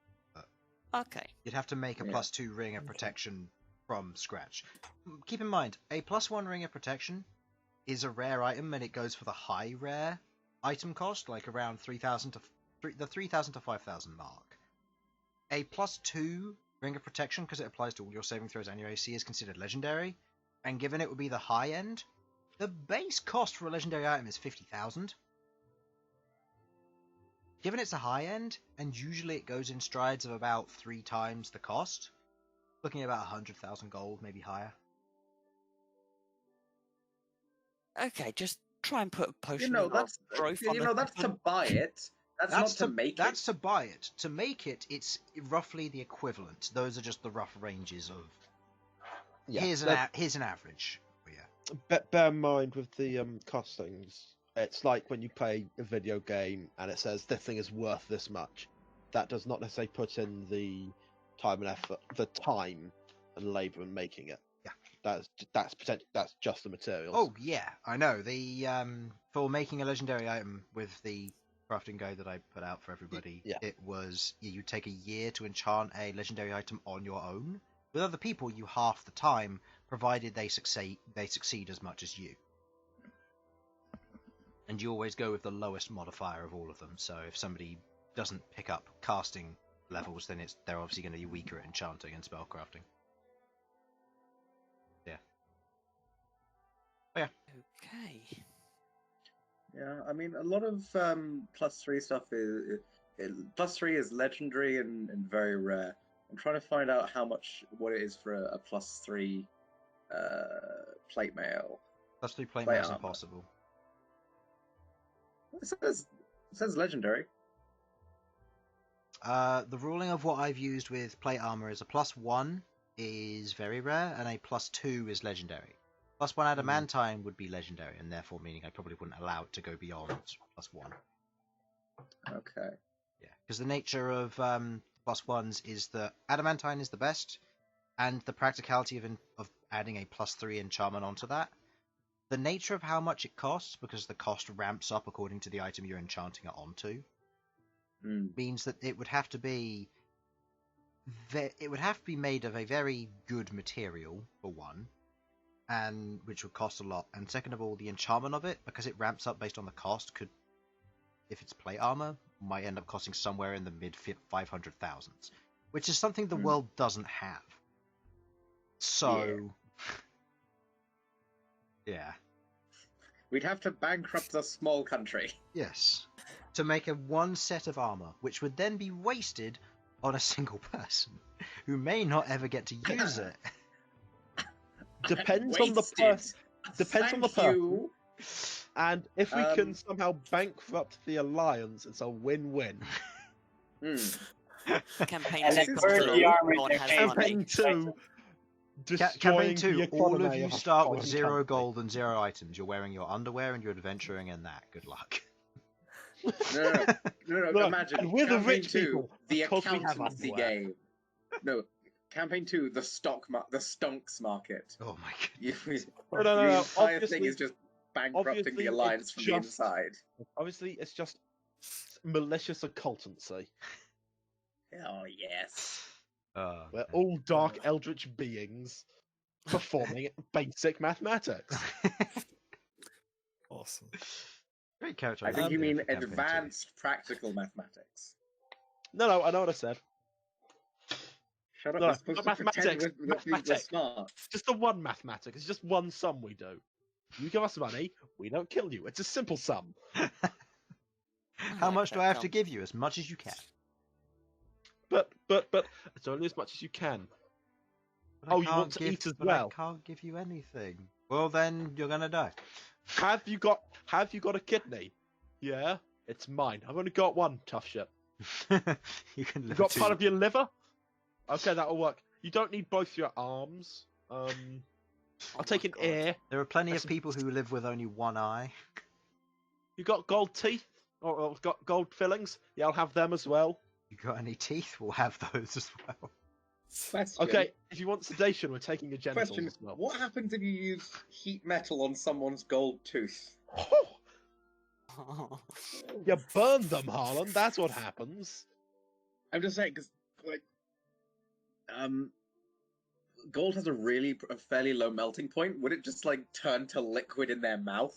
Oh, Oh, that's horrible. oh, Lord. Molten and then it would cool as it went down. Yeah. Oh. And then you dig it out, and you've got a lovely art sculpture. You're Oh a my- monster. Oh There's my a God. terrifying. Harlan, I want you to know this is on the level of horrifying It does as to create state- and destroy water inside someone's lungs. It does state that it causes the object to glow red hot. So, say for example, you were to use this on, I don't know, mercury, which is a metal. It it doesn't would- go red hot. Oh. It doesn't go Oh. red hot, so it would go to the state at which it would be red hot as a solid. Not necessarily. No, that just says red hot. Rules is written. You would just heat that up until it's past liquid until it is red hot. Oh yeah, you'd instantly sublimate that shit. That is fucking horrific. Yeah. Oh my god, you would turn it into mercury gas inside of them, which surely can't be good for their health. What I'm going to dictate as red hot would be the point at which a metal is, or Before the it's metal is before it starts to melt. So if you use it on mercury, it would have no effect because mercury is at natural room temperature true, yes. a liquid. Yes. Where and Wait a so it minute, would already be at the sloppy Actually, stage. Chris, okay, rules is written as that. I know I'm being a dick here, but that would take it to just before it's melting. That would take it to be quite cold. Yeah, that's what I was saying before you said turning it into a gas. So Ah, yeah, so it would take it to the point where it would be glowing red hot. So you'd then look at that for say gold, you'd get to the point for that. Either way, it would still do the 2d8 fire damage, which would kill a commoner in one shot. not necessarily. Yeah. Yes, necessarily. They've got like 2 hit points max. 8. Ugh, those aren't lies. Those aren't commoners. Those are Yeah. heroes that haven't been made yet. Something which is also very important, which we haven't been doing correctly. Any creature in physical contact with the object takes 2d8 fire damage when you cast the spell. Until the spell ends, you must spend a bonus action on each of your subsequent turns to cause this damage again. I don't know. Oh, I've 4. done that. Have you? Sorry, Harlan, I tell a lie. 4 hit points. Yeah. 8 now. Yeah. It also does specifically say a manufactured metal object, such as a metal weapon or a suit of heavy or medium armor. So A gold tooth is manufactured. no, I know. I'm just saying that there are some things that it wouldn't work Oh, on, there's only like so pissed off about it. mercury. Guys, we've gotten into a rules. Yes, we conversation. have. We've gone into a very. Where were we? Sorry. As the two of you have this conversation, getting to night and waking up in the next morning, you get back on the caravan and you proceed to move on. Continuing to be antisocial pedestrians, you continue to read your books. Did Queglod like her little Raven Queen figure? Did you want to give it to her before you get back on the cart? Oh, absolutely. Like, just like hand it over. Queglod, while we were at the festival, we were looking around, and we came across some little items. I thought you might appreciate this little trinket, and I hand over like a little Raven Queen figurine. How big is it? It's probably about it's the size of a good like whittled miniature, so you'd be looking at probably about half a foot. So 6 inches tall. Okay. Oh, yeah, that's not bad. That's All right. So I was like, expecting it to be quite a bit smaller. I'm down with this. yeah, if it was that small, I'd have looked at attaching it to Nightmaker. As it is, I just Super found somewhere glue it to the put side. No, I was thinking like a keychain, but this is a bit too big for that. Yeah. So, yes, this is very lovely. Do you mind if I try and find a home for it in the tavern? Oh, no, not at all. Whatever you like. It's a gift. So you do what you like with it. Very well. Oh, I Thank think you you for should your also talk to Bern. Wait, was it Bern or Malcom? I think it was Bern. Yeah, it was Bern. Buncombe. Sorry, like I know that I was spending time with them during the festival, and I was like I couldn't remember which one it had been at that point. Yeah, it was Bern at that point. You should also talk to Bern. I think he found something nice there. I think you'd like it a lot. That And one you then could Sasha attach to a walks keychain. Do it! All right, I'll speak to him when I get the chance. Okay. Anyway. Oh. You otherwise What climb. wonderful.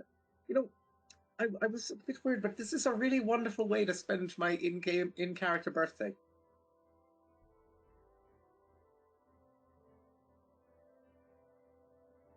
How old are you now, Sasha?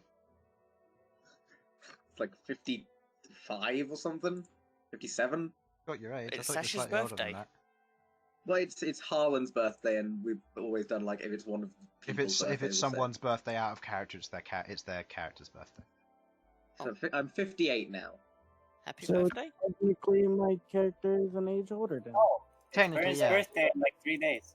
Okay, so I will. Everyone's birthdays this week. What a surprise! Oh, Elsyan's grown up by at least 2 years. The DM had his birthday a while ago. Does that mean Yeah, the mine entire was January. universe ages, Chris? Yeah, mine was January as well. Doesn't necessarily age. All the it's- monsters in the world age by 1 year when You, it's you... Christmas. Nice. Suddenly villains die of old age. If we wait long enough, they're all gonna die. No, that was a lich planning our downfall, but he suddenly realized he's aged a year without eating any souls, so he just becomes a floating head. Oh, Now, Nice. stupid idea. You find your arch nemesis lich in an old people's home. Back when I was young, I used to sing the songs.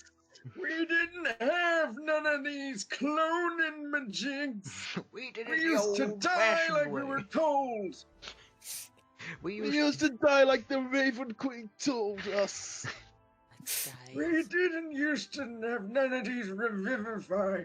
If Yeah. you wanted to live forever, you shoved your fucking soul in a phylactery and shot it into the fucking Feywilds. No. Something. I don't know. I pooped myself. Just imagine turn up to our boss fight. It just like a nurse wheels him out on a wheelchair. You know, well, this feels bad. Here's the thing: the nurse is just like, please thank you for taking part in our euthanasia program. He has signed up for this. It's entirely consensual. Bear in mind, he will be casting stuff to protect himself. Good luck, bye. How they get rid of old wizards in old people's homes. They put them in... He just doesn't understand anymore what any of his spells do. He's just firing them randomly. Okay, no. Consider. Wild You magic. bring in the OAP Lich, and they cast spells from previous editions. Oh my god. I love it. I want to do that. It's not Second pulling edition, stuff from other universe. second and first edition stuff was baller. I want to do that.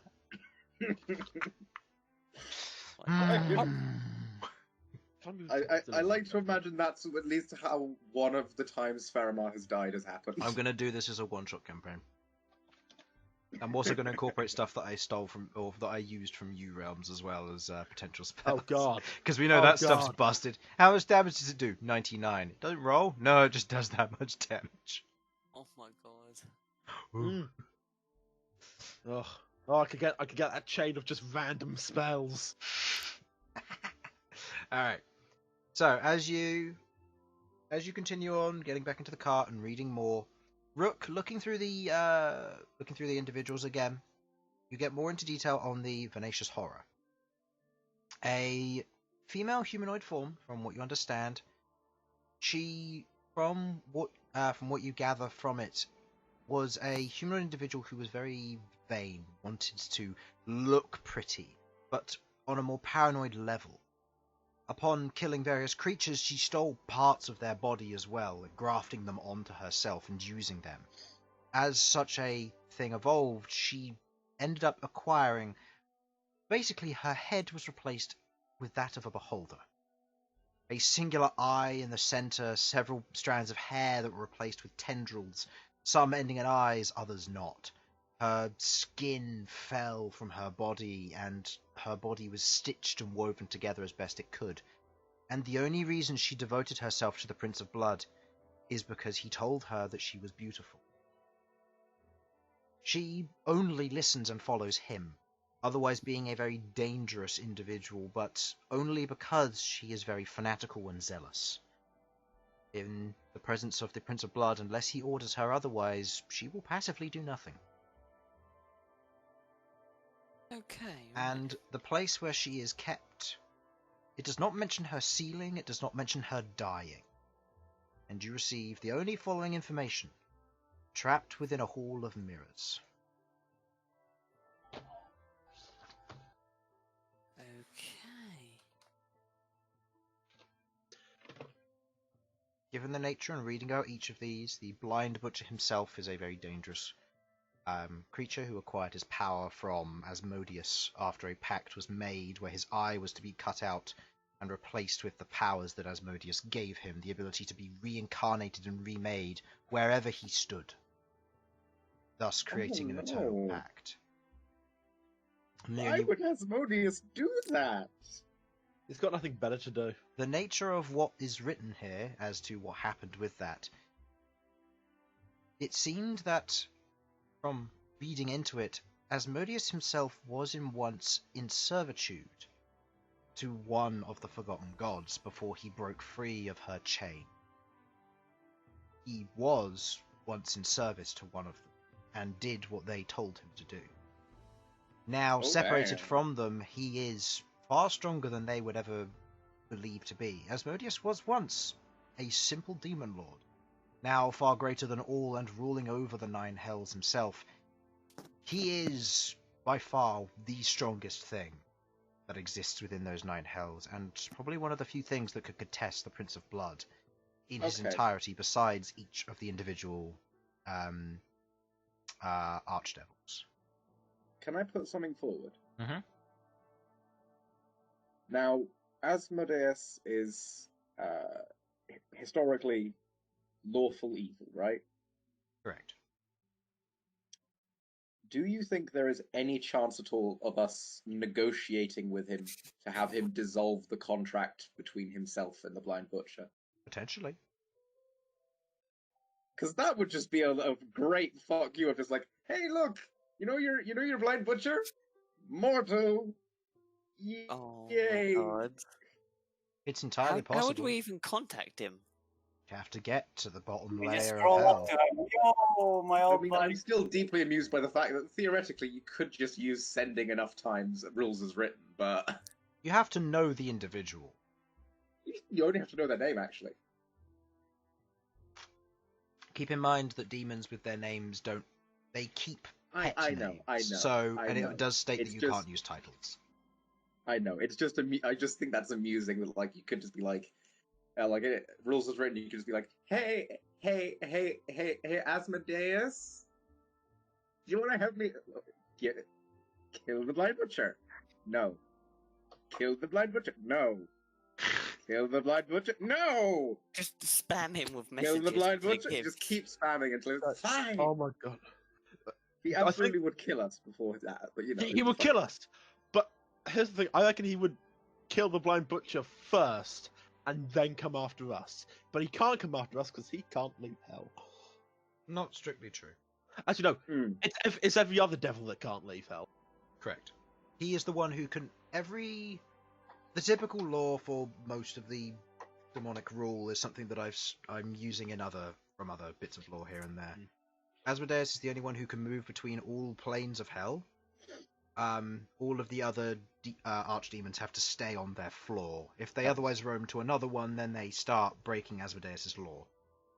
Yes. And that's when things get messy. It doesn't mean that he can't leave, he just doesn't.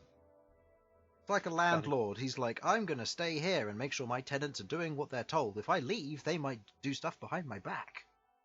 But I can't trust anybody because I'm a devil. Which is true. Anyway. If I recall correctly, the rule is that devils can't leave the hells unless they're... Unless they're Someone- what? They can't leave of their own volition. To most extents, yes. The nature of the world Yeah. as it currently stands is, as Queglod would understand this, the at the bottom of the Shadowfell is the Eternal Battlegrounds where Behold's gone. That is where the lost soul. That's where the souls that have otherwise lived in the material plane, that are warriors, can choose to fight off any demon or devil incursions that try and rise up to the material plane. It doesn't mean they're not going to. It means that they're trying, but the Raven Queen has a force of eternal undead warriors who fight at her side. Just saying, that's a lot to get past. Yes, especially seeing as Behold is one of them, and he's still leveling up. He moved to the XP system. He's like level 20 at the moment. So. Oh my god. You've spent a good time in the mortal plane, where Behold's been on the XP system in constant combat. We eventually use a resurrection on him, and it's just like, I am maximum solitude. No, he'd just go back to level. He'd just be like, I am the strongest warrior in this plane. True resurrection's cast on him. Go? He turned back to a regular guy. Like, no. Anyway, looking through the others, the Plague Lord was taken under the wing of his father within the Nine Hells and raised during the atrocities. Before there came a time where the Plague Lord and the father were ultimately exiled. As a result of this, the Plague Lord was sealed away, and the father was exiled into in the far reaches of hell itself, somewhere where no true reigner of their domain might find him. The Rippling Shell, the Skin Scribe, there isn't much additional information on him, other than, or not information that you don't already know. It details information on how he controlled the three of the armies within the Empire, using them and converting them to destroy the Demonkin before he used them in a mass sacrifice to both empower himself and the Prince of Blood. And finally, the Venacious Horror in her entirety. She is a very dangerous individual and is sealed on the mortal plane somewhere. Sealed away by the fact that she is scared of her own image. She sees herself as ugly, and as a result, she can never leave so long as she can see herself. Interesting. Right, we need to just equip loads of What I'm mirrors. hearing here is that if we aggressively compliment this person, we could get her on our side. Get there No, first. it's not. Like, I have come for a date. I think you're beautiful. Hey, Bern, how do you feel? Bern and Queglod, how do you feel about seduction? It's happening, guys. It's happening. We're gonna seduce a film. You'll basically be seducing a flesh golem / beholder. Your point. Hey, Behold fucked worse. Oh my god. Did Did he? he? though? I personally am not a fan of Only Sneeple. fuck the fish, like a Medusa, man. I don't know. She was- Oh, yeah. Behold did fuck snake people. Sneeple. Evil snake people. Not necessarily evil. True. They were massaging. Morally They're ambiguous. massagists, exactly. Yeah. Are you saying all Yes, and massagists then are you evil, Sam? No, I'm saying all you auntie are. Yeah, okay, I get what I'm saying, and I get it. I understand the problem with that statement, and I regret saying it, I've got to admit. But I stand by it with purely Yuan-Ti because Christ almighty, they fucked snakes and became Yuan-Ti. That's how it happened. Human beings fuck snakes, Yuan-Ti happened. I wish I was making this up. Well, that's your own law. Anyway, It's in the monster manual, Chris. so Yeah, you're right. Not canon. it's not canon necessarily. It better not be. Anyway, and that's the information that you gain in regards to that. Cool. With regards to levels of imprisonment, Queglod, you go through the various manners reading through the book. You begin to understand a bit more about the whole splitting imprisonment. There are whole imprisonments, and there are what is known as prophesy imprisonments. These are ones which require a prophecy or a powerful object to be a key point in extension of this ritual. You understand that, from your basic knowledge, Rook's axe is a prophecy imprisonment. So long as Rook's axe exists, the Prince of Blood was otherwise going to remain imprisoned.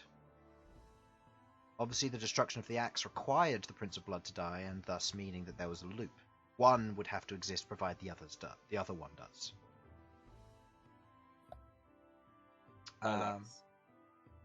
And given there's no way to destroy the axe, there's no way to cause this to occur. As a result, you understand how that imprisonment works, and you understand that you freed him, and as a result, there aren't many more incursions of that. Many creatures that were otherwise too powerful may have been killed by the gods or great creatures of the cosmos themselves. Others were simply imprisoned as they were too powerful or too fanatic to be killed. Such creatures had relative spawn points, such as the Prince of Blood being a demon/devil, allowing him to respawn in Hell or the Abyss wherever he wishes. As a result, this means that there are troubles with certain creatures. Ones that are otherwise difficult or impossible to kill are sealed in various ways, imprisonment being the way around this. And you understand that, and you learn them, and the possibilities of them at the later level. Sasha, you're proficient in enchantment.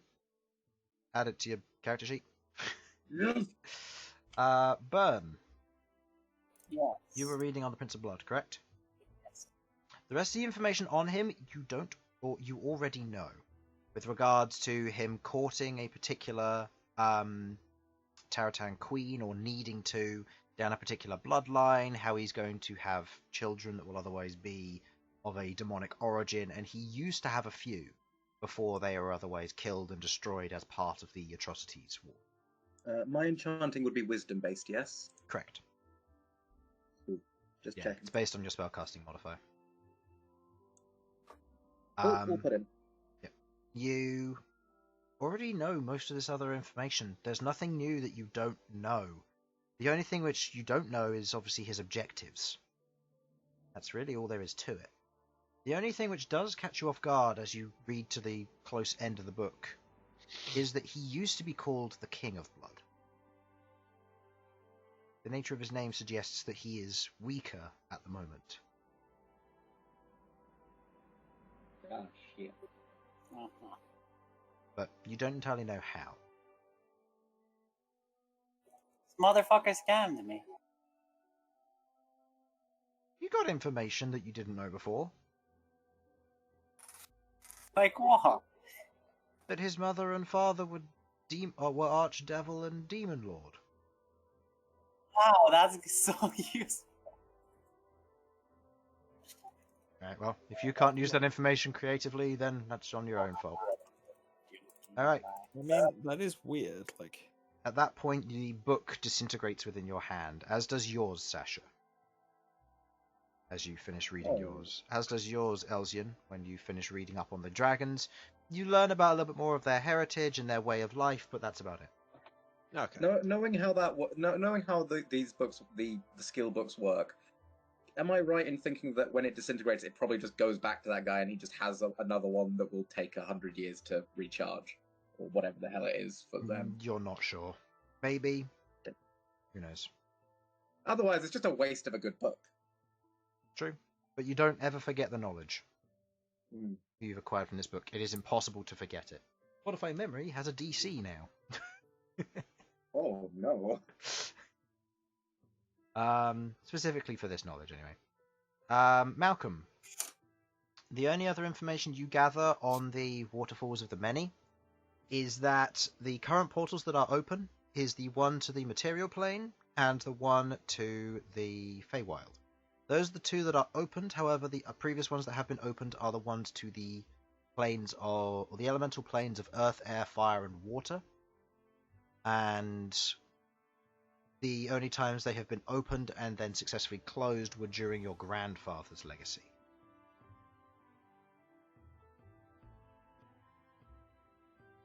That's the only extra stuff that you learn. And Okay. your book disintegrates also. Queglod, you've still got a little bit to learn because yours was more of a arcane-based one, so it's the matter of you will learn the spell Imprisonment at level 9 alongside your Mystic Arcanum. Obviously, you can only cast one alongside it, so yeah. You will learn that after tomorrow. Okay. And 9th level spellcasting, I assume. yeah, 9th level spellcasting, once you get the Mystic Arcanum for that, you can cast it as one of your 2 choices. Okay. Because you'll have that and one other spell which you learn as part of Mystic Arcanum. So you effectively learnt the imprisonment spell. Okay. And Rook, your one disintegrates also as you do not know anything, as you learn nothing else other than the I hope it doesn't details of them. disintegrate. This fucker's bound Oh, to right, me. yes. No, that one's bound to you. So yeah, sorry, you keep that one. Jesus It's... Christ! I mean, Rook actually, no. learns, If it did Rook disintegrate, dies. it's possible that would break the No, it the would kill connection. him. So, Ah, no, you are fair correct enough. on that. The book remains in your possession, and you now control the book. My God.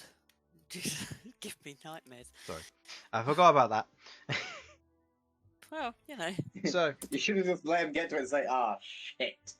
He would have forgotten it, and then you'd be like, "Ah, well, it's gone now." Can't bring it no, back." I would have said that it's either back or that he's dead, so... You know, at that point it would have been a D6 like me and Sam decide Warhammer decisions. So, Shit. the next days go by. If there are any conversations you wish to have with your party members, now is the time to do so. As you travel along the road, it is lightly windy, but not particularly sunny. Clouds are out, rolling overhead. The scenery is wonderful. You stop at a few other windmills along the way that are campsites, and you see the various individuals on the carts, if you wish to speak to any of those, or otherwise have conversations before you get to Rust Town.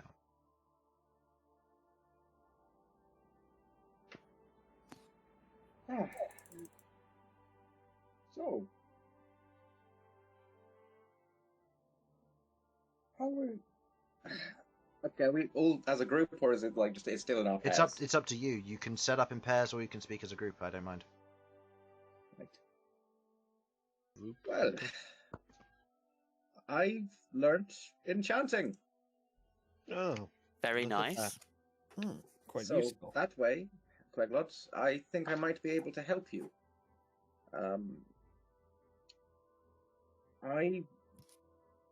I think together we might be able to make some more impressive items, and hopefully, might be able to make some things to help out everyone. That I would mean- be good. What sorts of things did you have in mind? Obviously, I still have to work on Rohal's commission. What was that again? By the way, was that an eye? That was an eye. An wasn't eye, it? yes.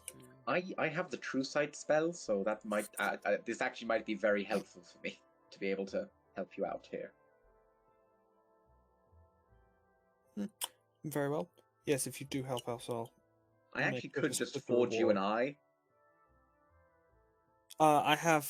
Rahal has given me a gemstone to use. Okay, cool. That can receive the appropriate enchant. Would it? Okay, this is just would it help? I have some arcanium nuggets. It might would it be helpful to coat the gem in arcanium for increased magical? It would certainly make the enchanting Efficacy? easier. It would subvert quite a lot of the material cost. When you say subvert, Remove quite a lot of it because it's not strictly because the gemstone is most of the material cost, and then the rest of it is things like ink, paper, gem dust, and so on. It doesn't fall into any of those, so it would be split amongst them. right?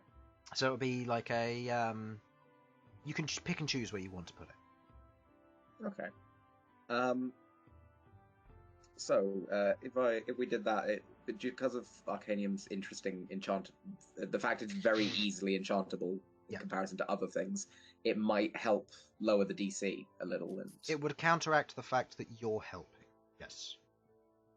The reason I say you're helping is because Queglod uses Charisma, you use Wisdom. They're two different types of enchanting. So as a result, the DC does increase slightly for you helping. So giving the Arcanium Nuggets will negate that, meaning it would be the same DC, but both of you would help, halving the time. I mean, I was just thinking that True Sight might be more useful than, well, it might be easier for me to put it on because I actually have access to the spell. Queglod's not putting True Sight on. Oh, what She's are you putting putting on? Devil Sight on. Devil's Sight. Okay. I mean, hell, if you already got it, I ain't gonna give her an upgrade if she don't pay me. Yeah, True Sight would be the same as a Gem of Seeing, and that has charges. If it will be a permanent constant like the Devil Sight's going to be, that would be a legendary tier eyeball you'd be giving somebody. Or you could carve out your own with a spoon and put it in. Oh. Don't worry, if the enchantment goes wrong, it's definitely not just going to be a useless gem and you've carved out your eye for it. It's fine, you could use regenerate anyway. Look, I'll wait until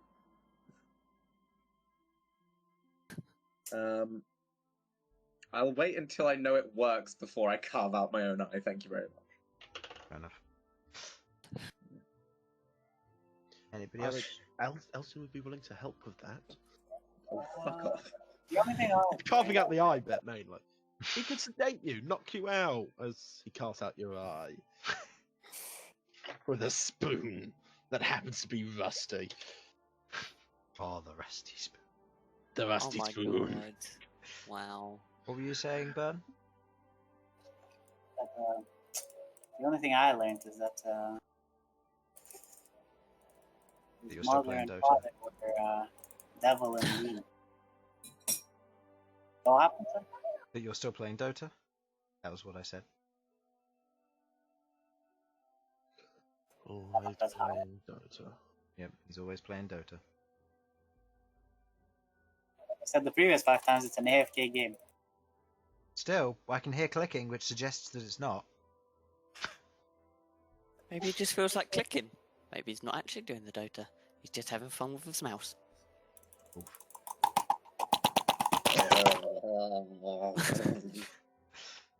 See? See? Yeah. Yeah. Okay, for fuck's sake.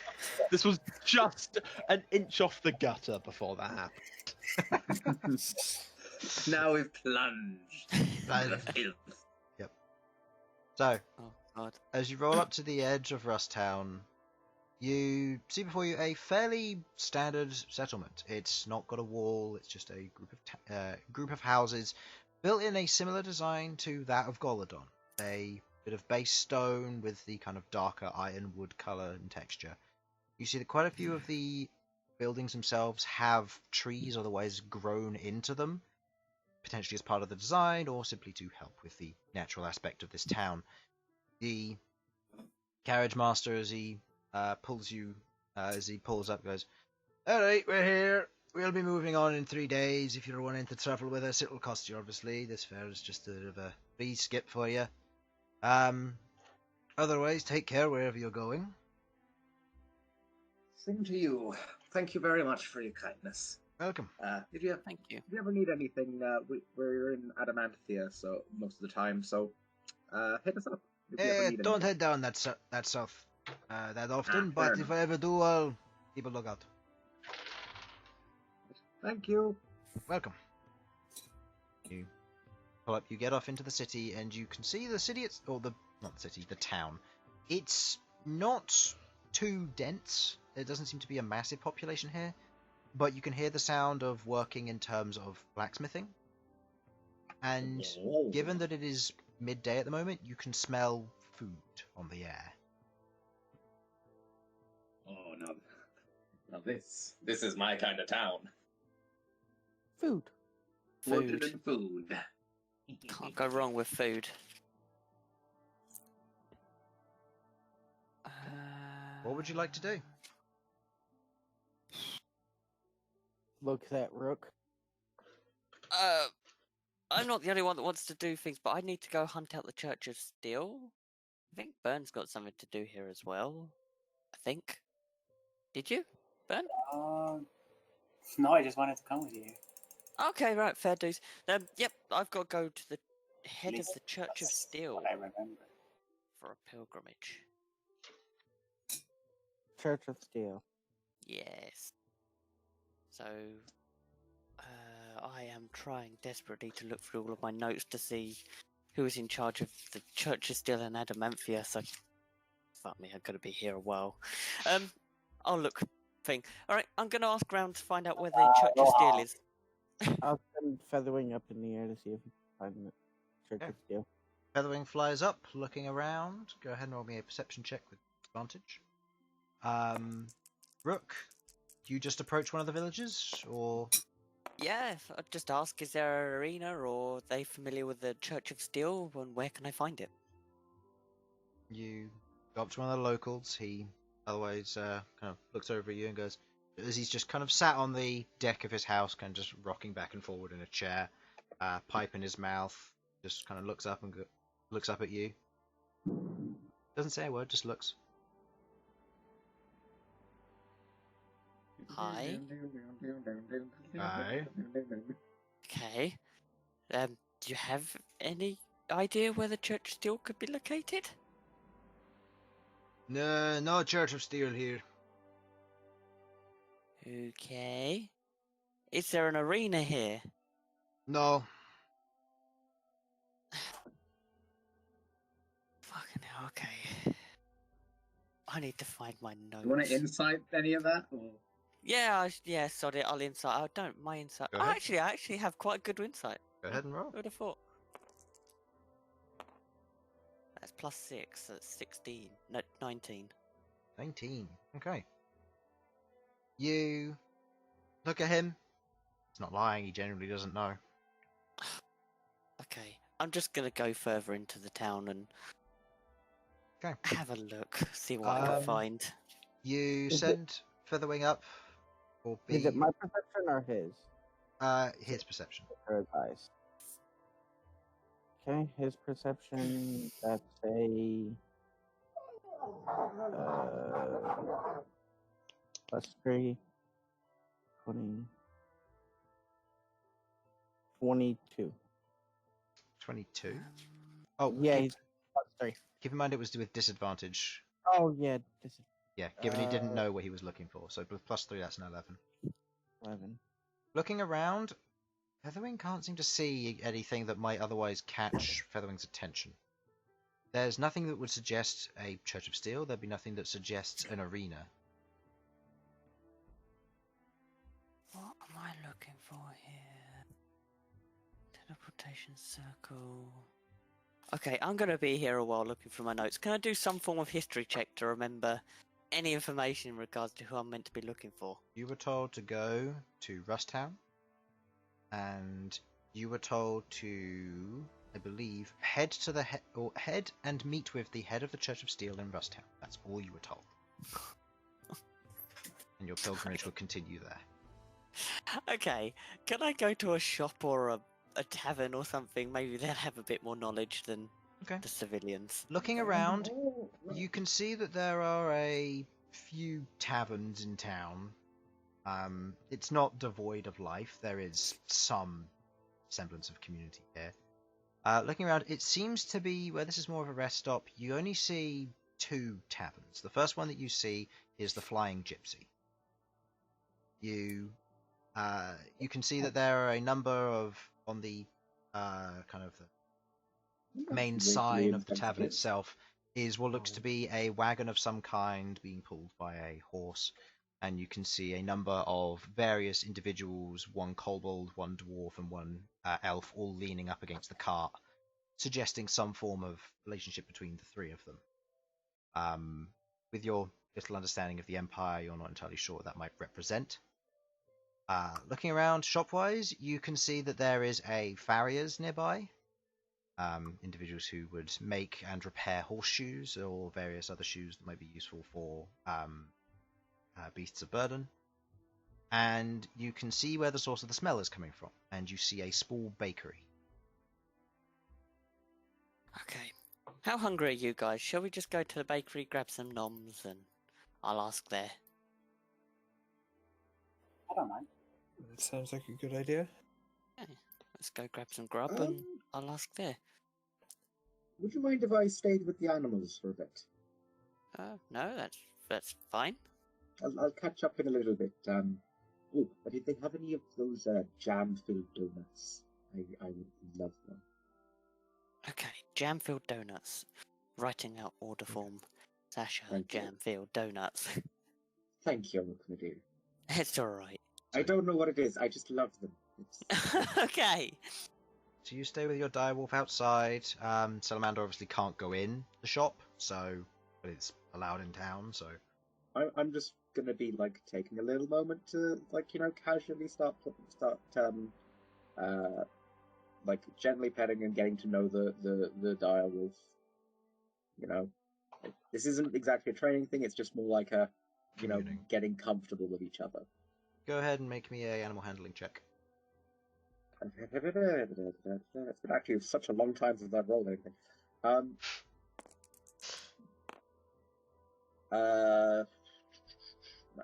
think it's a +5. Let me double check that. Yeah, +5. So 23. The direwolf otherwise seems to be getting a hang of you and more comfortable in your presence. It seems to be behaving itself. It's not overly zealous. It's not hunting anything at the moment. It seems to be doing as you're telling it to. It is. But- I am handing it a treat and food. But at the same time, doesn't seem to be doing anything proactive. It seems to just be getting used to you, almost like sensory overload in a way. It's getting used to its surroundings and what it's going to have to get used to. It's been penned up inside of a building, being trained alongside other wolves, and now it's suddenly out in the open.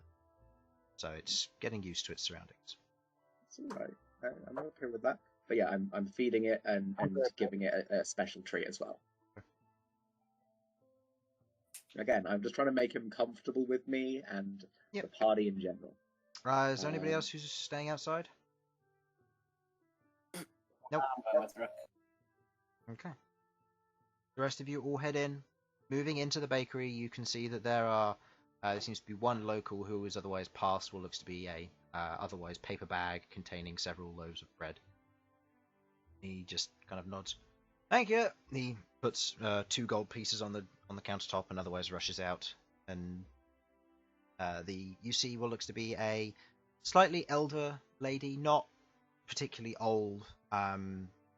She is otherwise from general appearance. She's an elf, not probably in her early 400s, so not old, but getting on. Only 400. I mean, Only that's 400. It's like practically it's midlife. practically middle age. Yeah, middle age. She's not God. showing much sign of being too old, or age setting in, but she otherwise just looks out and goes, "Not some faces I know. What can I get you all, dears?" Okay, so first let's order some food. Do you have jam-filled donuts? Yes, we do. Are you Huh. looking for ones that would be sugared or not? I'm gonna go with not, because I dare say Sasha's gonna believe she's too sweet as it is. Fair So, enough. No! Okay. Sugar! She writes that down on a piece of paper. and can I just have, I don't know, something pastry with meat? Something more like a sausage roll. Yeah, that'll be fine. That'd be excellent. Writes that down. Rest of you? The sausage roll should be fine for me as well. Very well. Great, same size as his, or half size? Or twice size? Half size. Half size. Twice that. The true power play, twice the size. I mean Okay. I don't know how big the standard sausage roll is, but that could be like a foot long. That's a lot of pastry. Could be. Come on, man. You're a halfling. And the rest of you want anything? I'll take the same. Sausage roll, adventurous. Next. No? Very well. Oh, elven flatbread. Very well. Writes that down. And I take it that's everything? I believe so. Is everyone ordered? Right. That will come to a total of 3 gold, please. Okay, I'll hand over 3 gold. I have a question. I am Mhm. I'm currently on a pilgrimage from the Church of Steel in Adamanthia. Could you point me in the direction of the Church of Steel here? There isn't a church of steel. There is a place Okay. near the center of town called the Steel Smithy. Well, that'll Um, probably be a good start. They're one of the ones who works in conjunction with the farriers around here. Right. Okay. Do you know who runs the steelsmithy? I believe he goes by the name of Lentmore. Thank you. Thank you. That's a lot. That's a lot of helpful information. So, cheers. Gives me If a I may start. ask, where are you all? You said you were coming from Adamanthia. Is that what the rest of you are coming from? Yes, we're a venturing party from Adamanthia. We're kind of originate from different locations, but currently based in Adamanthia. Interesting. Yes, we were in Goladon recently, and we've come out from over there. I see. Well, I hope your adventures prove fruitful. Yes, me too. Thank you. If you'd like to come back in about 10 minutes, those orders will be ready. Brilliant. Thank you. Oh, freshly baked. Whoa, ho, ho, ho. Freshly baked. Very nice. Okay. So, Rook, Mm-hmm. you're looking for the head of the Church of Steel, right? Yes, for a pilgrimage. I was literally told to look out or look up the Church of Steel in Rusttown. I didn't realise So, it. that doesn't necessarily mean that the church has any presence here. No. Only that its leader is here. Yes. The Okay. nature of the Church of Steel's thing is that they have satellite areas all around the Empire. Some are more prominent, such as arenas or proper churches. Others are simple smithies, and some are non-existent. They may be just one member. But every place has a member of the Church of Steel who will be considered its leader if they're the only one who lives there. So if Rook, a member of the Church of Steel, decided to go, I'm going to go back to the capital of the Barrenlands, then he would be considered the leader of the Church of Steel in the capital of the Barrenlands. Because he's the I only mean, member honestly, he might there. be considered the only one in the entire Barrenlands. No, there are a few. Nice. Right. So I have a feeling that the smithy's probably going to be my best bet. And I need to find this Lent more.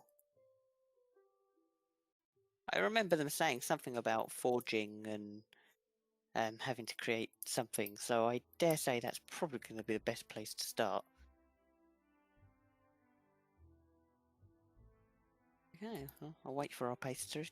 Pastries. Yep, You they're the wait, ones. you wait 10 minutes, otherwise waiting around before... Are you waiting inside or outside? We'll hang around here. On the inside? Yeah, I'll say hang outside, around here. just have a look around. Yeah, see what's around. You hang around Round. outside, you get a look around the area. There are a number of individuals, dwarves, elves. There are a few kobolds and a few humans here as well. As they kind of wander around, living their general life. You note, kind of getting a quick look around, there seems to be a place known as the Turning Wheel, and you see that there seems to be some form of cart stop where the caravans otherwise park themselves and are otherwise moving to the Flying Gypsy Tavern. Hey. Right. Well, I guess that might be a good idea to haul up and call home for the next couple of days, potentially. And that, my darling friend, is the entire story of my life.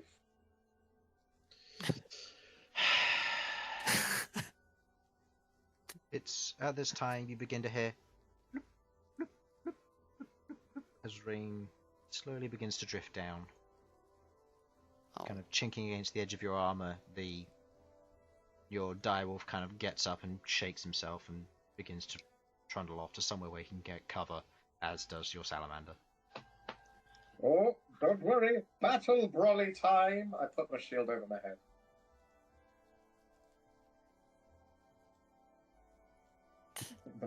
Just like, this is how I avoid getting wet. it works. It works. Dear me. Are the pastries done yet? as you head inside, with staying outside and keeping the animals under control as you don't seek cover, you travel inside and you take the pastries as she kind of folds them into a bag and goes, "There you are. There's all the pastries you needed. If there's anything else that you want, some more fresh baked goods or long life foods, we'll have those as well." Okay, thank you. That's duly noted. Do you have anywhere that you'd recommend to stay? For travellers, I would recommend heading to the Flying Gypsy. It's the first one you see when you get into town. It's got the better reputation of the two. But if you're looking for something a bit more homely, it's more meant for the locals, but the Wizard's House is the other one. It's near the smithy. Rightio. Okay. Well, thank you. Go out and say that apparently the travelling gypsy might be the best place for us as travellers. A Flying Gypsy, but yes. Flying gypsy. Yes. Okay. Guess we should head over there then. What's the Too time? bad that just to be It's contrary, I just wanna go the past other noon. one. Just past noon. Okay. I want to head into town and look for the steel smithy.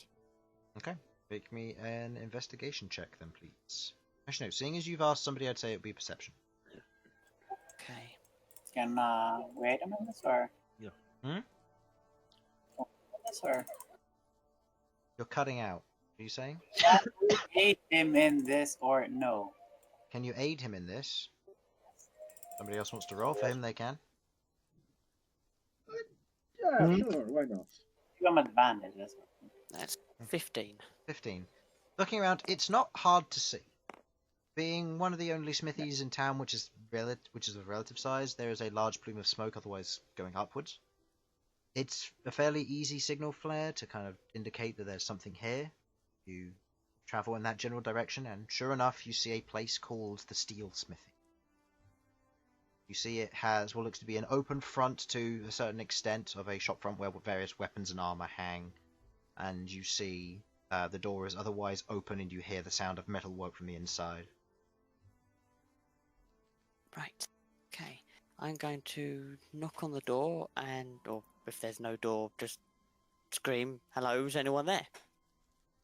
Okay. Anyone? You go up to the door, which is otherwise open, you give it a knock on it, and you can hear ping, ping, ping, ping, ping, ping, ping, ping, as it sounds as though there are strikers working alongside whoever is the smith here. I'll say go ahead and give me a strength check. See how loud you're heard. Okay.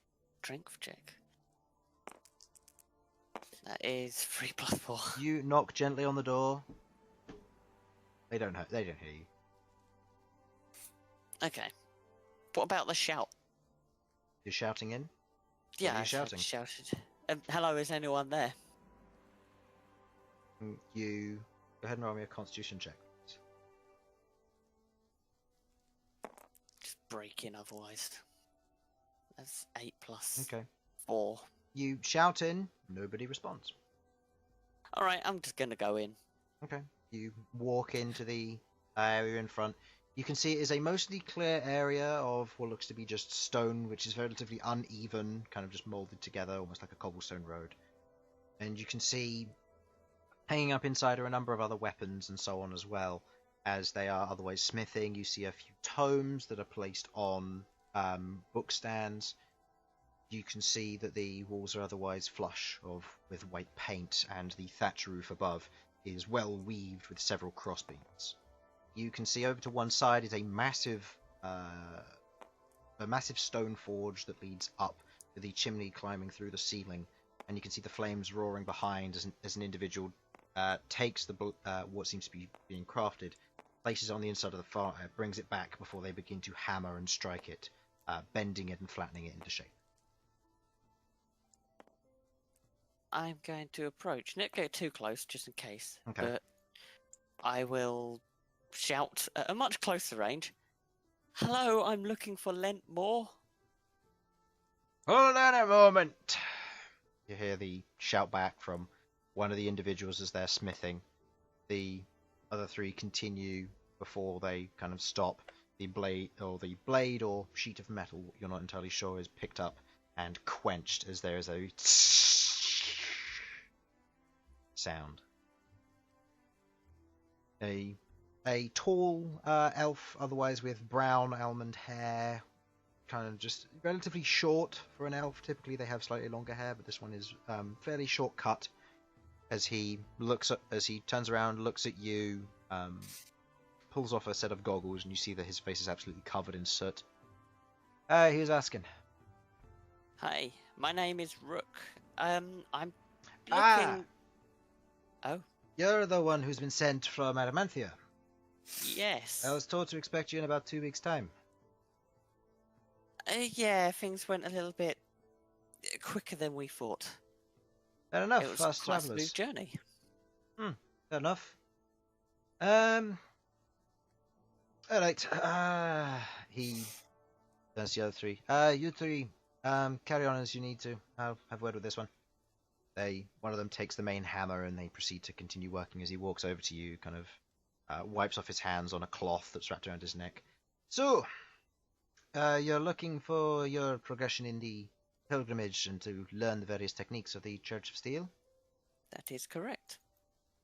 Very well. I've been told you can't smith. I can smith. I can't wield alternative weapons. Cursed blade. That makes more sense. I was wondering why they were sending someone who can't smith to me. Seems fairly redundant, seeing as they know how to do it. But that makes more sense. I still haven't come up with a choice, shall we say? I still haven't figured out what exactly I'm going to do with you. I've been given recommendations and seeking out guidance here and there. I do have a few errands, but they're not necessarily pilgrimage worthy. I can come up with something in the next few days if you like, but it might be better for you to come back in 2 weeks. I hadn't really had a chance to think about it. Okay. We are kind of on a time crunch. Yeah, I'll get back to you in a minute. On a moment. I am actually we are very limited in regards to time because we do need to travel down south. We've got to go to. Oh, don't worry about that. If your pilgrimage can take up to 5 years. So take your time. You don't need to rush these things, but give me a warning and a heads up when you're trying to get here. I assume by the looks of you, with the armor that you're wearing, plus your friend over here, kind of nods to Sasha. I assume that you can. I'm here. I'm here. Yeah. I assume by the armor that you're wearing, you're very accomplished individuals. Can't say I've heard of you, but other than through the sending I received, but. Okay. How would we contact you to let you know that we're on our way? I assume one of you knows sending? Oh, yeah, of course. Looks at Sasha. Could you send us sending when we're on the way? I can send in, sure. If you can give me 24 hours, I can think of something and get it underway, unless I've got something already. I might see if I can get in contact with some of our other smiths, see if they have any errands that need to be done. I know I've got the delivery in the next month that needs to be taken care of, but other than that, just... Yeah, Okay. give me some time and heads up and I'll figure out something for you. Okay, brilliant. I think we've got to head back up this way for a meteor. Am I right, Sasha? Oh, yes, we are on the lookout for any meteors, so those are... Are there any meteor sites around here? Not that I know of. If there are any, they're probably in the mountains. That's where it usually gets hit most. Meteors tend to go closer to, from what I understand, high densities of magic. I know that there used to be a few that hit the central mountain in the Stone Ring Forest. You hit that mountain, but Right. other than that, I can't say I know. Okay, it's an option. It's an option. Right. Okay. Oh, well, but yes, but that means we'll be within these parts looking for that over the next couple of weeks. Yeah, Doing other bits and pieces. But, Well, I got various things I can come up with. I'll see what I can do, and I'll put a few of them together. And if you're about, I'll let you know. If you're not, then well, I'll let them pass by and figure out something else. Okay, so we will return in a couple of weeks, then. Yeah, that's fine by me. Okay, rightio. At that point, should we go and look for Elsyan's shard thing first? Well, we should be able to get back here quickly, shouldn't we? I would think so. Chris, before we head off from here to go any further, can Elsyan do his shard sense thing to make sure it is where we think it is? It is where you think it is. It's around Excellent. Tower Keen somewhere. Nothing more precise than Tower Keen. It's around Tower Keen. You have to get closer to understand more. The closer you get, the more precise it gets. Yes, and just so I can know where we are with it. So You're in Don't Rush think Town that- right now. oh god, where's that on the map? Rush Town is all the way up the top next to Gulladum. Motherfuck! Yeah. I presume there's a road moving through the mountains here. Or you've got the teleportation spell, which I Oh, believe was teleportation being stuff. That suggested. makes a lot more sense. Yes, thank you, Chris. You Oh want to my walk? God. Sorry. You Can you want to? imagine walking that? You want to walk? Let's see. That would be from there to there was a 4-day journey. So from there to there would be about 16 days. That'll be 20 to there. Following the road to The get. world to is there. really spaced apart, Chris. 8. I know. How does this nation run? Teleportation circles. That's how it runs. Yeah. Okay then. It's a 'Cause bunch. the Empire spans pretty much an entire continent, doesn't it? Mm-hmm. Yeah, But it's a bunch of unified factions. So you've got the humans and you've got the humans over here. You got the elves a little bit further down here. You got the dwarves here. Humans that cover the coast all around here. You've got a small band of humans that pioneered to this area. You've got the small band of Dwarves. humans that lived here. You've got the dragonborn and the kobolds up here. You've got the elves and dwarves that roamed to this land, which is a bit more spread out because of an Yeah. obvious reason right in the Yeah. middle of it. I don't know what Um, you're on about. Which has now been fixed, so there might be more sproutings of villages along the way as time goes on. Yeah. Okay. So fair enough. yeah, so the dwarves here could conceivably be like their own nation If, of Yeah, okay. respectable If- size. There if could be a that- respectable yeah, nation that's a- here. if the Emperor were to die and the Empire doesn't refound itself as a unifying individual, which did happen, and you find that in your Book of Lore, there was a time where one of the Emperors was particularly... Actually, was it an Emperor or an Empress? I can't remember. One of them who was in charge was particularly bad, got assassinated by a combined effort from the dwarves, the elves, and the dragonborns. Utter heresy, Chris. Utter Stop talking about emperors like this. And then the new emperor came in, and he realized that he needed to be a good king, and he was. And now he sits on a golden throne strapped to a life support system. So was there a new emperor with a new groove? Mm-hmm. We're throwing out all the emperor-based references here today. Oh, God. Julius Caesar. Okay, let's move. Okay, so I guess That the one's next already in one there. is- That one died. What, Julius Caesar? Mhm. Oh, interesting. How did he die? Stabbed in the back several times. Oh, okay. By a salad. What about Hi. the French one? I think the French one was shot. No, the French one was actually poisoned over a long period of time. Well, that's nice, but my one was shot by the Oh. GIF. Okay, that's a Gif. mind flayer. If it's Um, GIF and they're shooting someone, it's either another GIF or a mind flayer. No, That's not GIF. GIF. Oh, GIF. Hippo Oh, I people. see. Oh, okay. Yes, Emperor Carlos was executed by GIF cannon fire. That sounds Oh my about right. God. Was there any of him left? No. Closed casket funeral. And by casket we mean pipette. Like, that is not the rest of them. Yeah. The rest, Very there was residue on like other cannonballs that passed through them. But just making this crap up now. I have no idea if it's real. Yeah, you've got some of the longest reigning ones. The one who's currently in reign is Emperor Morale.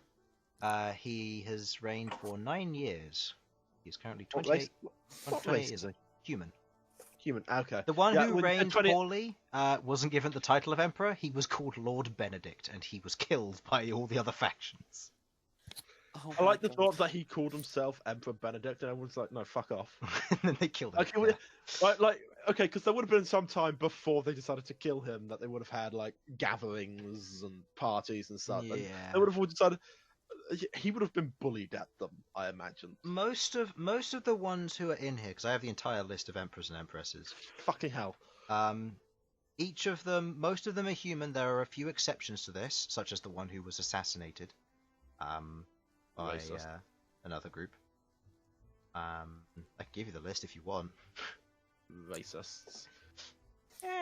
She was a dragonborn, and she may or may not have executed thousands of innocent people. Still.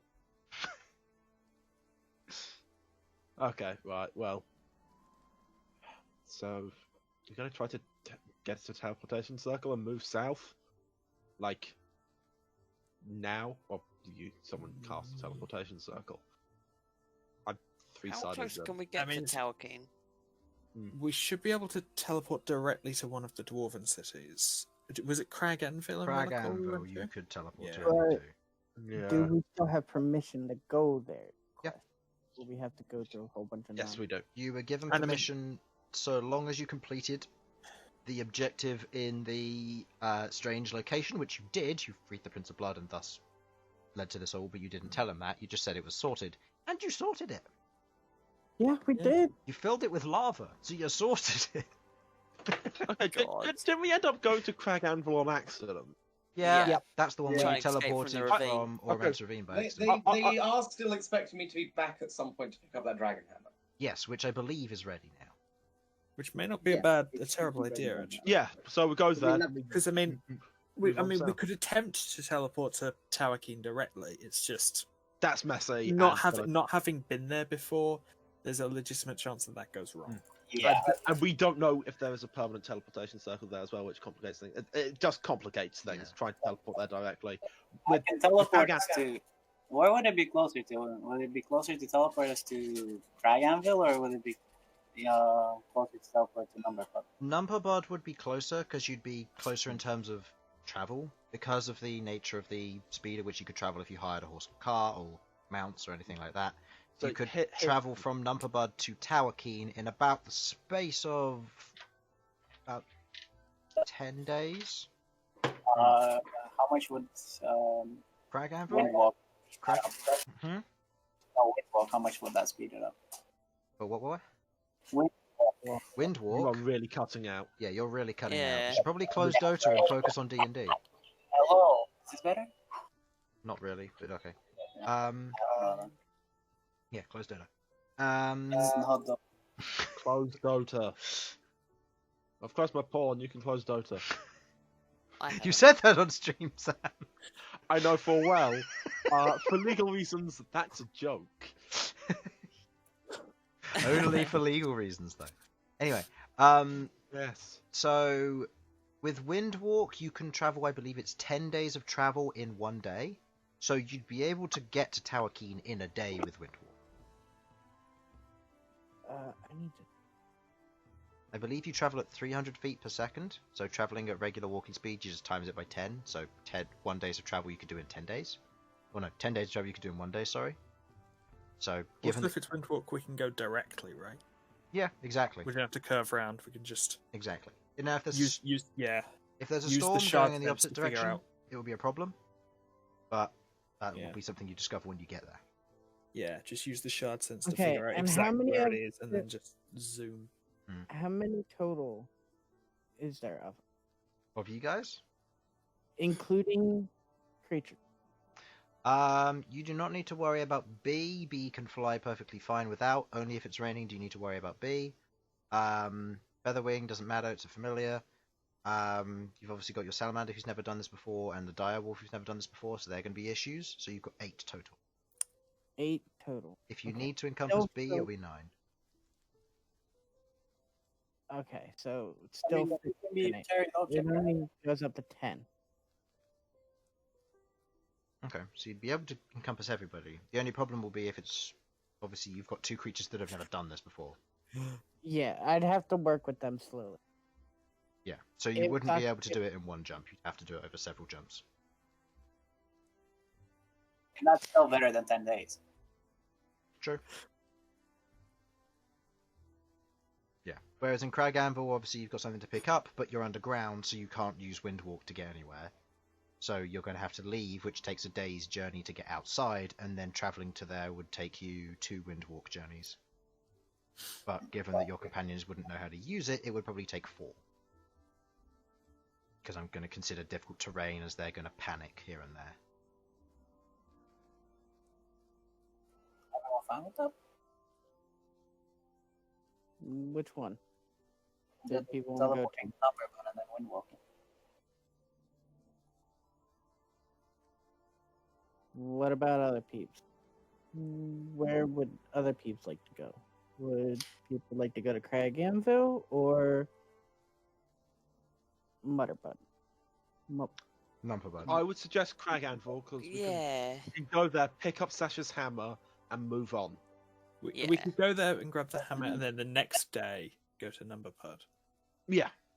And then it only takes us 1 day out of our time, which Wait, hold on. we're on Sasha, an amount remind of me if I'm time incorrect crunch. with this. Didn't you say that you wanted it delivered to Adamanthia? At one I point? don't think so. No? Okay. I think we talked about it, but We it talked about it, really- but then we never went with it because the difficulty Yeah. was that they would have to travel above ground and stuff, Yeah. and they couldn't Also. guarantee its safety. The dwarves might have Yeah. felt they would have fallen into the sky. Yep, because gravity's reversed, obviously. Well, there's nothing above them to stop them from doing so. Exactly. People don't have to be logical. Someone just Especially creates a dwarves. permanent anti-gravity area just outside a doorway. Just outside of the big gates into the city on the surface. Jeez. Just every dwarf walks out, and all they see is just, "That's it. This is a myth. I'm gone." And then they just get brought into an electric ship cloaked above the city. Oh my god. You might have a thing that I'm a bit obsessed with illithids right now. They Yeah. put a huge amount of that's work how you into make learning a how to illithid fly it traction upside beam. down. Illithid traction beam just uses anti-gravity, Sam. There you go. No, you just force levitate on people, Also true. which also allows those numbers to leave unscathed, so it still just seems possible. Okay. Give them hope, then rip it away. So you going to Crag Anvil? Okay, so First, do we I still have got- access to the teleportation circle? Dragon? Yes. You've been Okay, through so this, you do. teleportation circle there, then teleport instantly to number button. Okay, could you give me like an hour to see if I can find? Is her name Lisanne? I have got Lisan, the female companion of. I know my... who you mean. I think it is. I'm just going to check my notes just to be sure. I can't read my writing, and I'm pretty sure it says Lisanne. No, Lisanne was someone else. Lisanne Goblin. Silt, elf sorceress. Yes. Right. Could I ask the? Because I'm assuming we're still at blacksmith. You're having still in the this blacksmith conversation. discussing this Oh. with each other as he's just wandered off, gone back to smithing. Okay. Can I just grab his attention and say, has he heard of someone called Lisanne Silk? What was her last name? Hang on, let Silk. me write this down clearly. Silt, as in the thing at the bottom of rivers. Alright, S-I-L-T. Perfect, okay. Can I ask her if he knows location or where I'd find Lisanne Silt? Yeah, she runs the bakery. Fuck my life. Oh. Right, guys, can I quickly run back to the bakery? Elsyan, who's just finished his elven flatbread, goes, I could go for more flatbread. Okay. I'm gonna... For God's sake. You didn't Alright. ask the name for the first time in forever. I know. What an idiot. Okay. Nonetheless, right. We'll What's run the to the biggest- bakery. What's And- the point in preparing all these NPC names if you're not going to ask them? Because, Chris, you know that the one that you don't prepare is the one that we ask. Yeah, I know. That's why I've been giving them very vague descriptions so you don't ask. And then these things happen. Guys. And then we just Okay. ignore complete important NPCs, and we Exactly. move about our day, and then we wonder why we never completed that quest, and you just go, yeah, I was the baker in that town. What? Fuck! when we found ourselves weirdly teleported to the Alliance! Until he starts writing notes down. Anyway. Okay, Chris. My mad ravings are not campaign notes. Yeah, they should be. That's like a terrible, frustrating campaign. So, you wander back to the bakery. With it raining outside, your direwolf and salamander are reluctant to leave the shelter of the forge. I will stay with them if they want to go. Sasha, you staying as well? Yeah, I'll stay with them. Okay. The two of you stick around underneath the forge area with the salamander and the direwolf, not wanting to go back out into the rain as the rest of you rush through kind of your shoes and boots, otherwise mildly squelching against the mud of the now slightly becoming more churned road or dirt path as you move towards the bakery once again. You go in, the bell rings on the door, the smell of the bakery goods otherwise wafts towards you as the lady behind the counter kind of looks over at you and goes, "Ah, back already?" Yeah. You see, the thing is, I am an incompetent numpty, and I completely forgot to ask your name. Is it Lisanne? No, Lisanne. Lisanne's in the back. I'm Jill. Can I speak to Lisanne, please? Dick. She owns the bakery. She doesn't run the shop front. Such a knob. He really is, isn't he? Oh, I can get her for you. Who would be asking? just tell her it's a family member of an old friend. Okay. Oh, also, do you have any more flatbread? I do. And I'll grab another donut, because Just this one? time sweet. Yeah, covered with sugar, because, you know, someone likes sugar, apparently. Very well. He heads out back for a moment, and a short moment later, as you see a elf approach, a different one, also female, kind of more elegant features, much younger. The hair on her is otherwise intertwined with what looks to be little flowers and ribbons here and there. It's about neck height. It seems to have been kind of wrapped back up. It probably is longer than it looks as she wanders over to the countertop. An old friend? Yeah. I heard through the grapevine that you knew Yimmy. And he must be your Granddad. grandfather. Yes. Yes, I did used to know Yimmy. I have His name was so many. Yimmy. I know, right? Just honestly. So cute. I've Not bad. got so many questions. Okay, to start with, do you know where he headed off to just before? Well, We Yeah. headed northwest of him. okay. She kind of pauses for a moment. How long are you going to be in town? It might be easier to speak this over. Well, not over a countertop, and when I haven't got work to do. You watch as I Jill would- kind of looks over and goes, 5 minutes It's- tops. "It's fine. You take as long as you need. You can stay inside out of the rain. Just, I'll make sure everything's done. Doesn't look like we're getting too many more in with the rain." Lisanne kind of gives her a nod,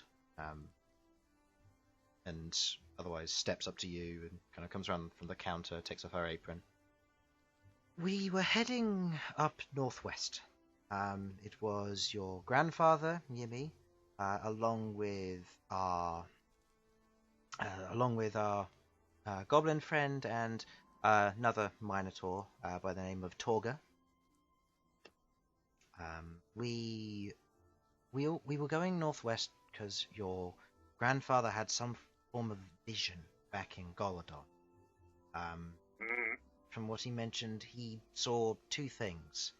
He saw I think it was a dark stairway going down into a desert of orange and black.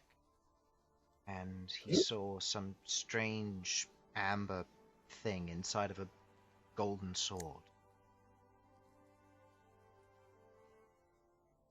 Okay, right. Okay, I've seen that, but in the Dragon's Lair. Yes, we were heading up there.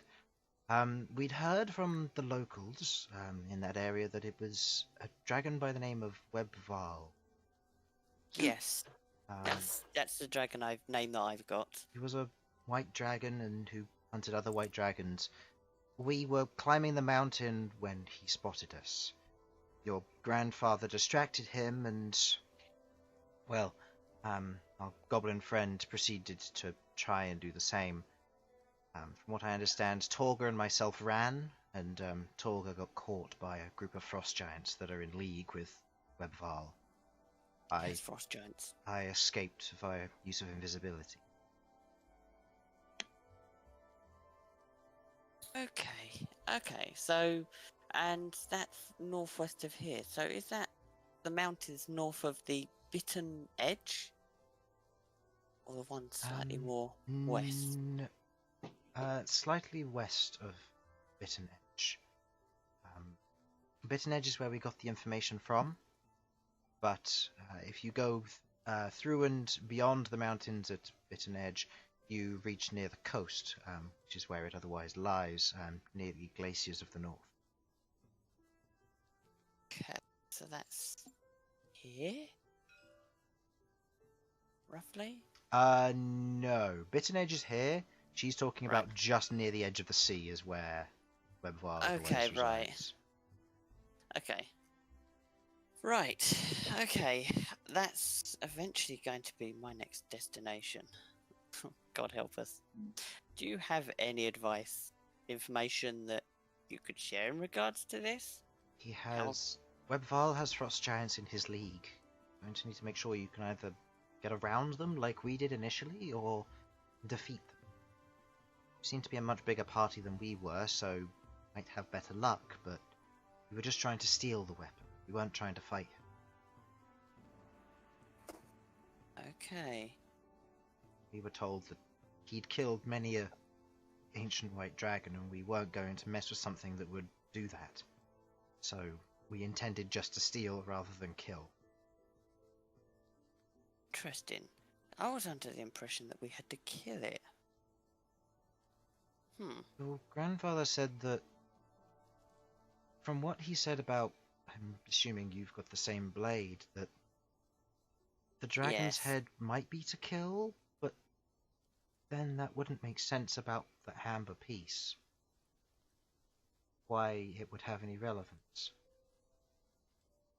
In We regards never to the figured it amber, out, but so in regards to the amber, I don't know. We've got someone in our party who is going to use it to get into the forge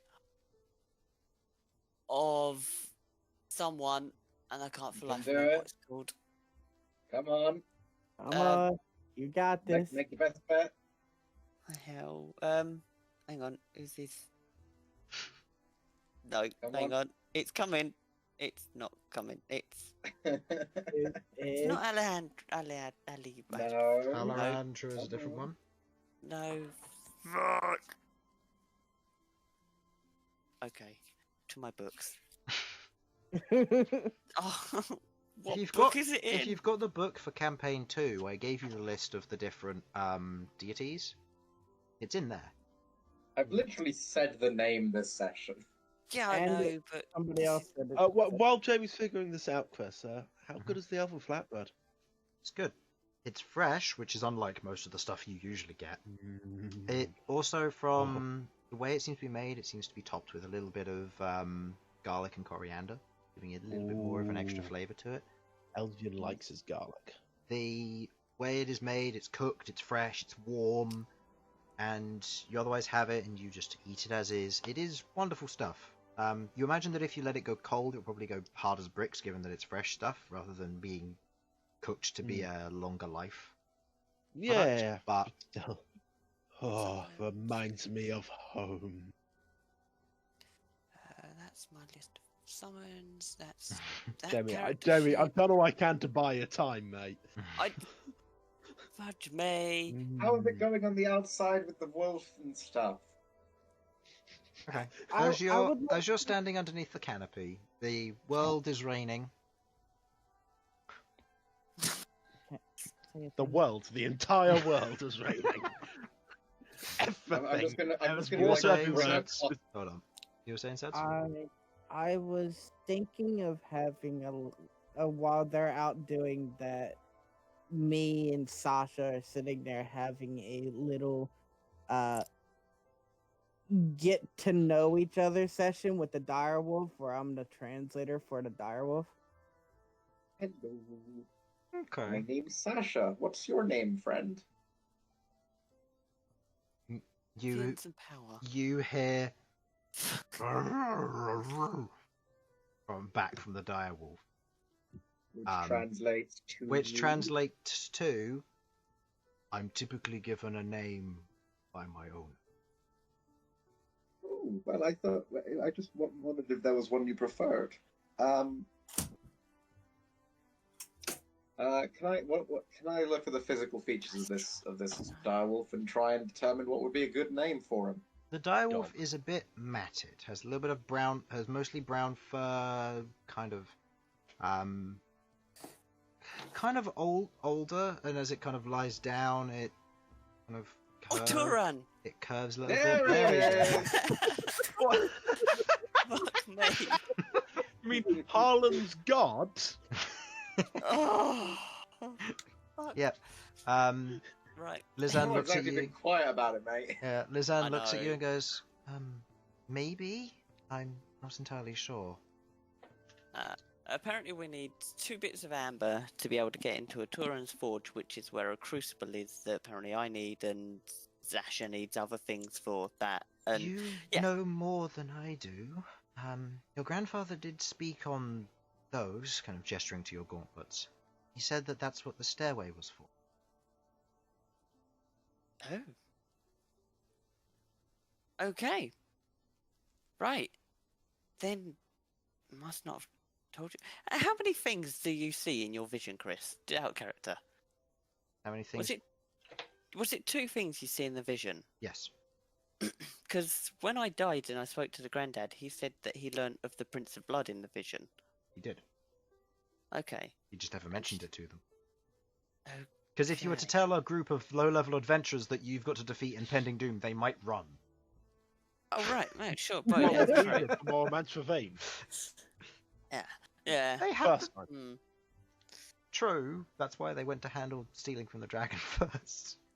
I'm not too sure what's the worst actually. Okay, all right. Yes. So we got managed If to you get the avoid gauntlets. everything going towards the dragon, then there's no combat at all. Everything's fine. Same with the Romance of Veen, but you know you've got to fight for a school of children, which you decide to kill. Yeah. We did not go for the children purposefully. They just happened to be in our way. We were looking through every room, and they were there. If they fled, we probably wouldn't have killed them. They did. Some of them Yeah. did flee. And did I we mean, chase we them didn't down, go- yelling Yes! bloody murder? You followed Shut them up. into the mine, going, "We need to kill these children. They're bad children." It's like, no. Okay, leave our school shooting out of this, Chris. Oh, Yeah. Okay. So, well, I guess the best bet would be to try and steal the blade, and if that doesn't affect the axe, then I guess we have to fight the dragon. But Maybe I'm not here. I can't explain it. we never No. made it that far. no, quite. I saw in the vision where what happened. It's Yeah. Question. In the stuff you've been reading, what could you tell me a little bit more about what you know about Otoran, Jamie? For no reason at all. symbol is a heart dripping with lava, born from flame. As the second oldest sister, Otoran worked on and made the plane of fire, breathing the great flames of red and gold into the domain. She brought about harmony. Is the fire? Hold on. With the fire, I imagine. No, hold Within on. the fire? This is the document that I sent you, right? It's good to know there's a Yeah. spelling error in there, or there's a Okay, cool. population error. Right. Hold on. A I'll find it. place to cure your ills and forge your destiny. With the touch. Oh, in Yeah, the with the fire touch is that of- supposed to be? Okay, with a touch of a hammer, those who follow her often come across wealth and possession of their making, as they are encouraged to craft and give to the world, creating a hoard of their very own. And that's all I've got. And I'm not too sure if I meant to have just read that out. It's fine. I mean, it's campaign 2 stuff, so And I mean, most of that shit's common knowledge. most of that stuff is based on natural knowledge. It's just in the Empire, the 4 draconic deities are not as looked upon as good. They're looked upon as not assholes. Harlan gets a but- fucking free pass. Bastard. They're To looked be fair, Devad is an asshole. Yeah, Yeah. they fought more bad dragons than they have good dragons, so Sorry, bad dragons? shut up, Sam. No. I get the reference. You shut up. What reference, Chris? I don't know what I'm you're on not about. gonna say. I was just talking about chromatic dragons. Don't know what you're thinking about. I'm You t- filthy bitch. thinking about chromatic dragons as well. And Harlan, your head seems to be in the gutter as well. I don't know what you're on about. anyway, So, Massive say to dragon Lizanne, dildo. so you're literally the only survivor of the original party. to my knowledge, yes, Torga was captured by the frost giants or killed. I don't know. Could still be there. Hmm. Yes, Fugio was. I don't know. Him and your grandfather said that they would distract Webval. Grandfather, I assume, is dead, given that you're here. So Yeah. Oh, I, yeah. I hope to find his body and So put it sad. to rest, at least. I don't know about the other Um, two, though. Okay, that's actually quite useful to know.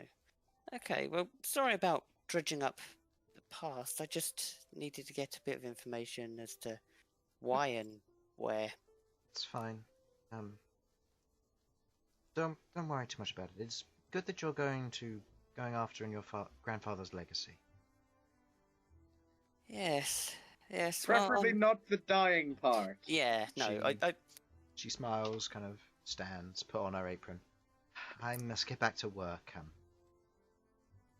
you have the good rest of your day. She You too, seems and thank you. genuinely distressed by the conversation she's just had. Oh, fuck. As she goes behind the countertop, you see kind of Jill. Just stop her for a moment and just give her a hug before letting her go back to working at the back. You traumatized a woman. now I feel terrible. Okay, like, this is one of those situations with, like, you're learning about your grandfather's old talking to your, like, your grandfather's old friend about the war stories, and it's like, fucking, like, having war flashbacks. Oh, so it's like you didn't traumatize her yourself. You just brought back the traumatic memories. Yeah, Harry's died. completely different. Sheesh. She's lucky At I least didn't you get up didn't cause them. there. No, I didn't. She could have gone back and got his body, you know, but whatever. You're See how it Should is. have died. Fuck you. You're given the elven flatbed. You're given the donut, the one singular donut. Ow. It will cost you 6 silver, That's fine. How much for the flatbread? 5 silver. I've paid Fuck. for it. Oh, are you paying for my flatbread? Yeah, I paid for it all last time. Paying for your addiction, Sam. Use this. I've got an enabler. Perfect. Don't get used to this. Oh, I will. Oh, I know you I will. will. Pat him look on the back. Come on, let's go. There's probably something we can kill near Crag Anvil. Oh, well. Yeah, Let's face it, when there's a shard, there's something to murder. yeah, probably. I haven't really come across many of your shards, but Yeah, it's after probably seeing the that best. syringe one, I'm a bit Okay, I have reluctant to about say, making them. I have to say that's probably the worst of them. Although I did search for an orb that supposedly held grand powers of mind control that looked to me to just be a random crap orb. And but hey, you know what the problem with that was? Emerald's fucking sanctuary. Yeah, so you keep mentioning that. What was wrong with Emerald Sanctuary then? Everything wanted me dead. So that's Everything. basically now then. Okay, no, here you're not trying to kill me. Sasha is far away from me. There's no trees coming to life. There's no dryads. There's no fucking green dragons. And you're not, murdering people to get your money back. Okay, I presume I've been talking quite loudly to the others, and it's like, okay, listen here. I did not murder anyone. I may not have saved people, but that's a different matter. I like to think Elsyan's just shouting this in the middle of town because his voice I is am kind not of a bad person. I'll come Okay, back for no, you. They were hirelings. They knew what they signed up for. I made it very clear in the fact that they have been protecting me, and I may run and leave them alone. Forever. Farnsworth, I'm not a bad person, am I? He calling upon Oh, you're back Farnsworth from holiday, after wonderful. his holiday. You see he's wearing what looks to be, instead of his usual attire, he is wearing what looks to be one of those horrible bright blue and yellow kind of Hawaiian t-shirts. He Hey. seems to be wearing what looks to be a very rather large sun hat with like kind of corks hanging from the end of it. Farnsworth. Aware of Yeah. very snazzy sunglasses look and shorts, I look. as well as While- sandals. Look, while if Elsyan met anybody that wasn't under his employ looked like this, he'd go, yeah, this is a decent person. But Farnsworth is better. Farnsworth, what are you wearing? Sorry, sir. He kind of taps his chest, and you watch as in that Oh my moment god, he just snaps his it's been a finger. And ruse the entire time. he watches he snaps his fingers, and his attire goes back to the usual butler attire. Right. He goes, sorry, Thank sir. you. Thank you. I'd never do that again. How dare you turn up in my presence in such clothing? And also, you don't think I'm a bad person, do you? You gave me a holiday, sir. How could you be a bad person? Fair note, fair note. I am a generous god. I'm literally just sitting here or looking at Elsyan, just sitting like, I'm Talking, not a bad talking person. to himself. And then like, I'm a fair god. You know, like, pardon, what? Hang on, where did you, what? Don't worry, Rook. Don't worry. Okay. Right, shall we go and catch up with the party? Takes one step sideways. Just give a bit of space. Come clear. on, you're not going to die from being close to me. I have a hold of my powers. Somewhat. Sure. Hey! You reach the other two as they're currently sat under there. You name your direwolf. You get to know him. He's What do you name your direwolf? nervous. Is it fluffy? Matt? I mean, I'm deeply tempted by Remus. Oh, come on. Come on, he's old. He's a bit scraggled, but he's like genuinely nice. It does fit obnoxiously well. And he was raised by wolves. Whoa! Right. How does Remus sound? It's better than what they used to call me, so that's fine. Fluffy. No, they used to call him Croissant because of the way he slept. Oh. Well, Oh, that's just the I'm French going- are a real thing in this world. well, Fuck the elves I'm be going, French. A horrifying prospect. well, I'm going to do my best. The elves are both to- French, English, and German. No, I would argue dwarves are German. I'm going to be doing my best to keep you safe and well. So just let me know if you need anything. And I want us to get along well together. We might be going into some dangerous situations, so be ready to either run or defend yourself sometimes, okay?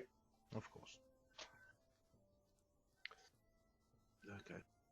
Can he fight? And He can. And I'm He's going- a direwolf. He's a CR1 direwolf. I'm going He to would pull die out my easily. jar of gelatinicity and just slurp out some meat stock.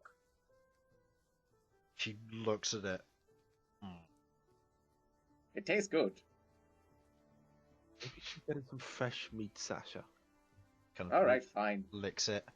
Kind of noses the edge of the gelatinous cube and just as it rolls and like.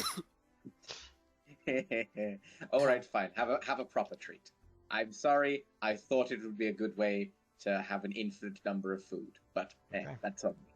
And as Bern Hey, I'll- proceeds to. Oh, you're going to say I'll something? take the meat stock and give it to the salamander. Salamander just. As it Oh. melts in his mouth, you can hear that. You can Wait, smell. wait. The other Um, dire wolves licked it. Yeah, they did.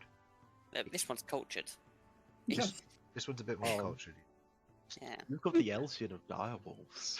You have. Stop ruining the personality, Sam. He even had a French name. It's all making sense now.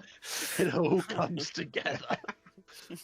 I've connected Um, the dots. You haven't connected shit. I've yeah. connected them. He Salamander eats it up. You can smell kind of cooking meat rising out of its nostrils as light layers of smoke rise out from it. As the smell of cooked chicken fills the area. Oh, this is great. You watch as Got our Bern own air otherwise freshener. leans down onto the ground, begins to draw a teleportation circle using up the gems chalk that you have. As you draw the teleportation circle to... I think 50? Hmm? I think 50? It's 50 or 25. I think it's 50. 50. That's cat. That's Trass. Oh. Teleportation. I Teleportation haven't circle. got shit for teleportation. Yeah, it's 50, I think. And where are you headed again? Crag Anvil. Yes. You for draw the Sasha to get- teleportation circle on the ground, you feel the rush of energy, and you teleport to Crag Anvil. In this moment, you land on the heavy stone, the doors are opened, the guards otherwise move in with spears, they recognize you, and they let you go through. Hello again. You move through into the forge area, you go and collect Sasha's axe. I don't believe there's anything else you wanted to do around town. Just look I believe it around was a and- dragon hammer, not dragon. Yeah. Hammer. Dragon hammer, sorry, yeah. Elsyan's going to walk around looking in disgust at this dwarven city. For he has not been here before, and he cares not for it. Can you send me the description for the dragon hammer? I'll do that after the session, just so you know roughly what it does. It basically does a fireball and a 15-foot cone in front of you, and it uses up one piece of ammunition. Each ammunition costs 200 gold, and you currently have 2 of them. If you wish to buy more, you can now. Right. Yeah, I will be buying more. I'd like to buy 200 gold each. 200 gold each, yeah. I'm going to buy another 2 of them. Okay, so you get 2 more. They're 15-foot cones each. It takes an action to load and an action to use. Okay, so that's it's going to be prepped. I'm Yeah, going to you can have load it and it ready will stay loaded. loaded for as long as you want, and it won't go off until you actively use your action to cast it. There's no like misfiring. Cool. If when it comes to loading it, or when it comes to firing it, you said a 15-foot cone of a 15-foot fireball, cone, yes. Sorry. If you go to, I'll have to check the stats of what I have for the dragon axe. But if you go to hit, I believe if you critically strike, you can choose to fire it as part of the attack as well. Nice. But that's something that happens only on a critical hit. But I'll have to check the stats of that, and I'll give you that after the session. So what you're saying is, if you get a fighter with one of these things, Oh, it's hellish. Yeah, it's hellish, but they have to spend an entire action, not part of the attack, just an action to reload it. So it means True. that you'd want to do this before the combat, you'd want to load it up, and you'd want to go with it fighter, champion fighter on a critical hit, smack, Now- boom. The biggest way to use this is very important, is with the way the other guy was using it, who you met, as part of the Mountain Crushers. He was a paladin, which means he got to Divine Strike when he crit as well, meaning his damage output was through the roof. But we'll ignore that. Okay, Chris, can you just tell me? So I'll just clarify for me. For the rogue sneak attack, does it have to be a finesse weapon? I believe that's the rule. Yeah. I believe it's a finesse weapon, yeah. It's a finesse or a ranged weapon, I believe is what it is. Note that this does not require that you actually use dexterity.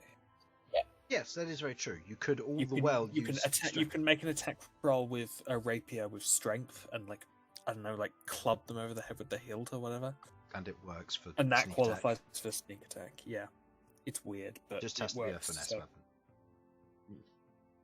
Anyway, Interesting. I wanted to see if I could find a place for a saddle for the salamander, since you said that some doors do use them underground. okay.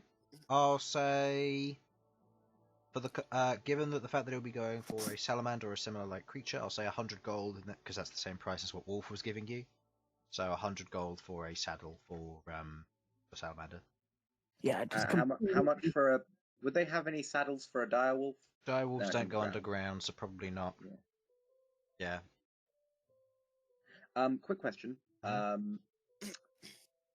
So what are the precise rules about modifying my dragon hammer? I'm pretty sure I can't. You aren't allowed to modify your dragon hammer. You can't sell it on. You can't take it apart to learn the design, and you are not allowed to and you're not allowed to give it up to other people even when you die. They will reclaim it after you die.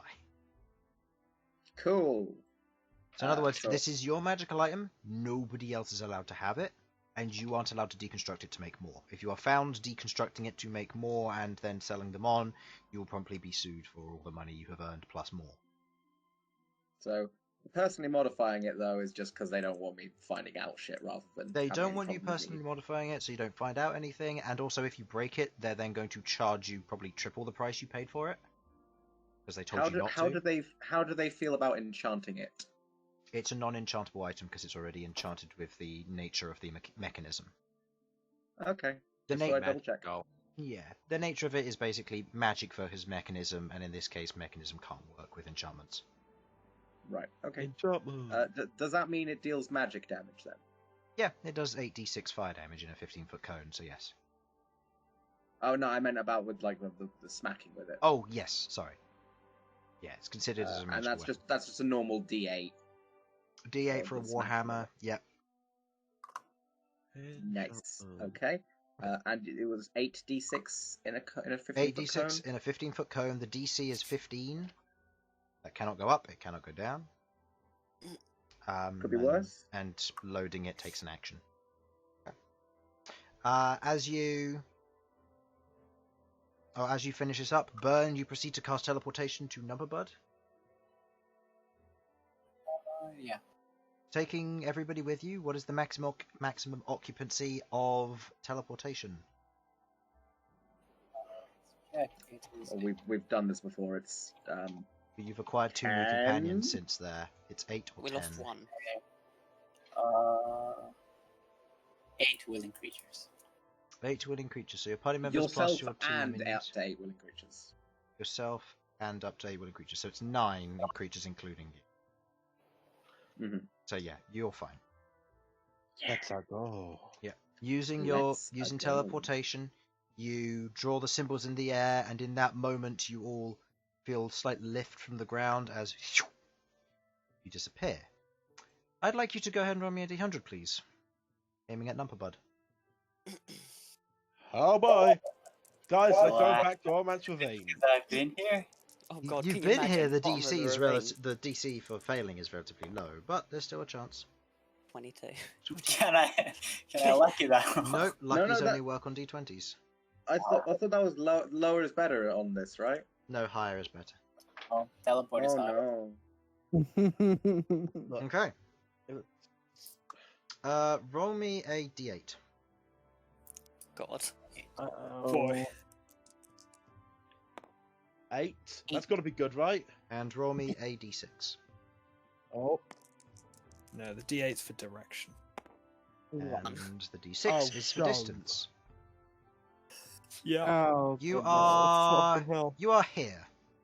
Oh, thank God. You are off target from Numberbud as you rolled a 22, and if you got a 14 which is the 14 to 24 of off target. 25 or higher, you would have been on target. You would have been in Numberbud.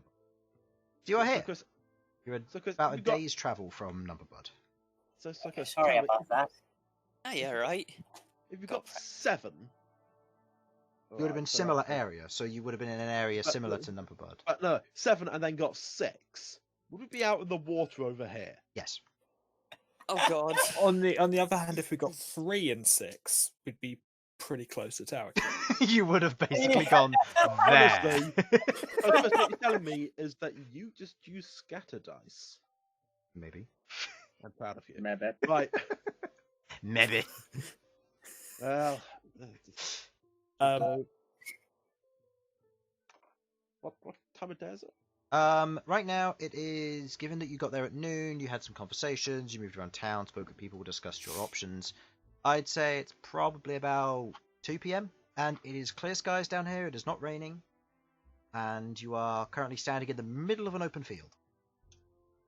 And you Huh. said it's a day's travel to Numberbud. It's about a day's travel to Numberbud, yeah. So, If we push it, we might be able to get there and grab a place for the night. Yeah. can you be bothered to do that? Just clarify, Or- that is accurate, right, Chris? I'm not thinking. You don't mean like a day as in 24 hours. You mean No, a day as in a couple of days. not a day's travel. So Okay, fair It's enough. about it's about 30 miles. we if could not do slightly less. that, Oh yeah, we can get that. or we can try and make it towards Tower. Up to you. Okay. Sorry. Why would we? Why would we That's not where want to it's go to? going. Windwalk. Yeah, Windwalk. Just start Fair. our journey to Tower King. How far would Windwalk take us? It would take you 10 days worth of travel, which will get you from Numberbud to Tower King, so you'd end up here. However, because you have animals and companions that do not know how to use Windwalk effectively, I'm treating it as difficult terrain for the sake of you're having to train them, you're having to give them confidence to stop them from stopping all the that's fine. time. Let's Yeah, not I'll be complicate sticking things. with them, and It take us how many days? So you can get to there, and then you'll be able to do it in roughly a second jump. 2 days. So it would be 2 to Okay. 3 days, given that you're a day out from Numberbud. It was exactly 2 days when you were in Numberbud, but given you're slightly out, it will be 2 to Okay, fair enough. 3. Better than 10. Sasha, Okay. I can help in regards to, or Malcolm, I can help in regards to the direwolf if you want to deal with your salamander. I'm just gonna have a chat with them. Could we go to Numberbud on foot? Want to visit something there? All right, then. I guess we're going there. You going back home? Yes. Okay. Alright, that's an adventure I had not a plan for, because you said you weren't interested, but alright. I never said I'm not interested. I asked you, are you ever going to go back home? And you said, probably not. I do not remember this. I asked you. Lies. Colonel, were you drunk? You were I'm making not, you were making your character. It's when you were bitten. 200 plus years ago. So that's 200 plus years ago. I know. Things Yeah. change. Yeah, that's like that's like like a. Now I need to You know, pull up your late notes on who your age. childhood friend was and if they're dead or not. I mean, it's 200 Probably. years. I don't think a normal human. If they would were live an that long. elf, because you had weird friends. Or if they were I think Oh, that's shame beyond his friends. You know? Hold on, let me check. monks and druids can live an obscene time. Also true, but then they have to be high level, which I'm not going to make them just for the sake of. They keeping can them miss high. decks. But then again, so They'd also so have to what? be high level for that, yeah. Deck of Many Things could probably do something like that. The chance of This them is having true. a day. Rich people with lots of Um, potions of longevity. No, it was human female. Liches? Never Yeah. mind, she's dead. What if she's a lich? I mean, the guy's daughter is still alive, but Yeah, I know, but she wouldn't be there. And Yeah, your great She came from granddaughter. Doomscar. Pretty She's fine. Yeah, she came from yeah, so Doomscar. keep So that. both of them, both of them came I, from my, Doomscar. my intention was going to visit her grave. Okay, I've got or going to Poppy Down Orphanage and burning it. Anyway, Yeah, I'm going yeah, to so the I know orphanage. I know it's half past. Good. Yeah. Thank So you, as just making the, sure as the party wanders towards Numberbud, as night begins to fall, you approach the outside of the general city garrison. With the walled settlement around the outside, you approach as some strangers otherwise approach a mostly human town. You approach it, and the guards otherwise stop you and hail you for one reason or another. And that is where we will end the session there for tonight. I swear, if this is a randomly selected search, It is, obviously. I'm blaming Elsyan. Blaming Hey, the I'm sure Salamander Elsie and the did fucking something to that, diary. right? Alright, from alright, the let's- outside, I look like a reasonable member of society. Just when you get to know Elsyan, you find out he's an asshole. Yeah, you've Yeah. also got a giant Minotaur, a red Tiefling, which is very uncommon in these parts. A vampire, You've got he's human. He kind of blends in well. a dwarf Um, with a I'm fiery gonna- beard, You've got a say that, like- dwarf wearing plate armor with the symbol of a Tauren on the front of it, which if they recognize, fiery they might red. otherwise arrest her. Hey, no one knows what that symbol is. It's fine. They might. Yeah, sure. We've got Queglod. You're fine. Yay. Like it hasn't been a Queglod has problem so weird far. eyes. So the Queglod, idea of Bern, it and becoming a Elsyan are problem probably is the three good ones. Queglod's just a nice old question mark lady. Okay, Fine. she's not old anymore. She's no longer an elderly lady. Older lady. Yes, older lady. Anyway, thank you for And watching. also, Hopefully hey, you enjoyed, and we'll see I'm a you dwarf. next time. I'm non-threatening. Bye-bye. Bye. Bye. Bye.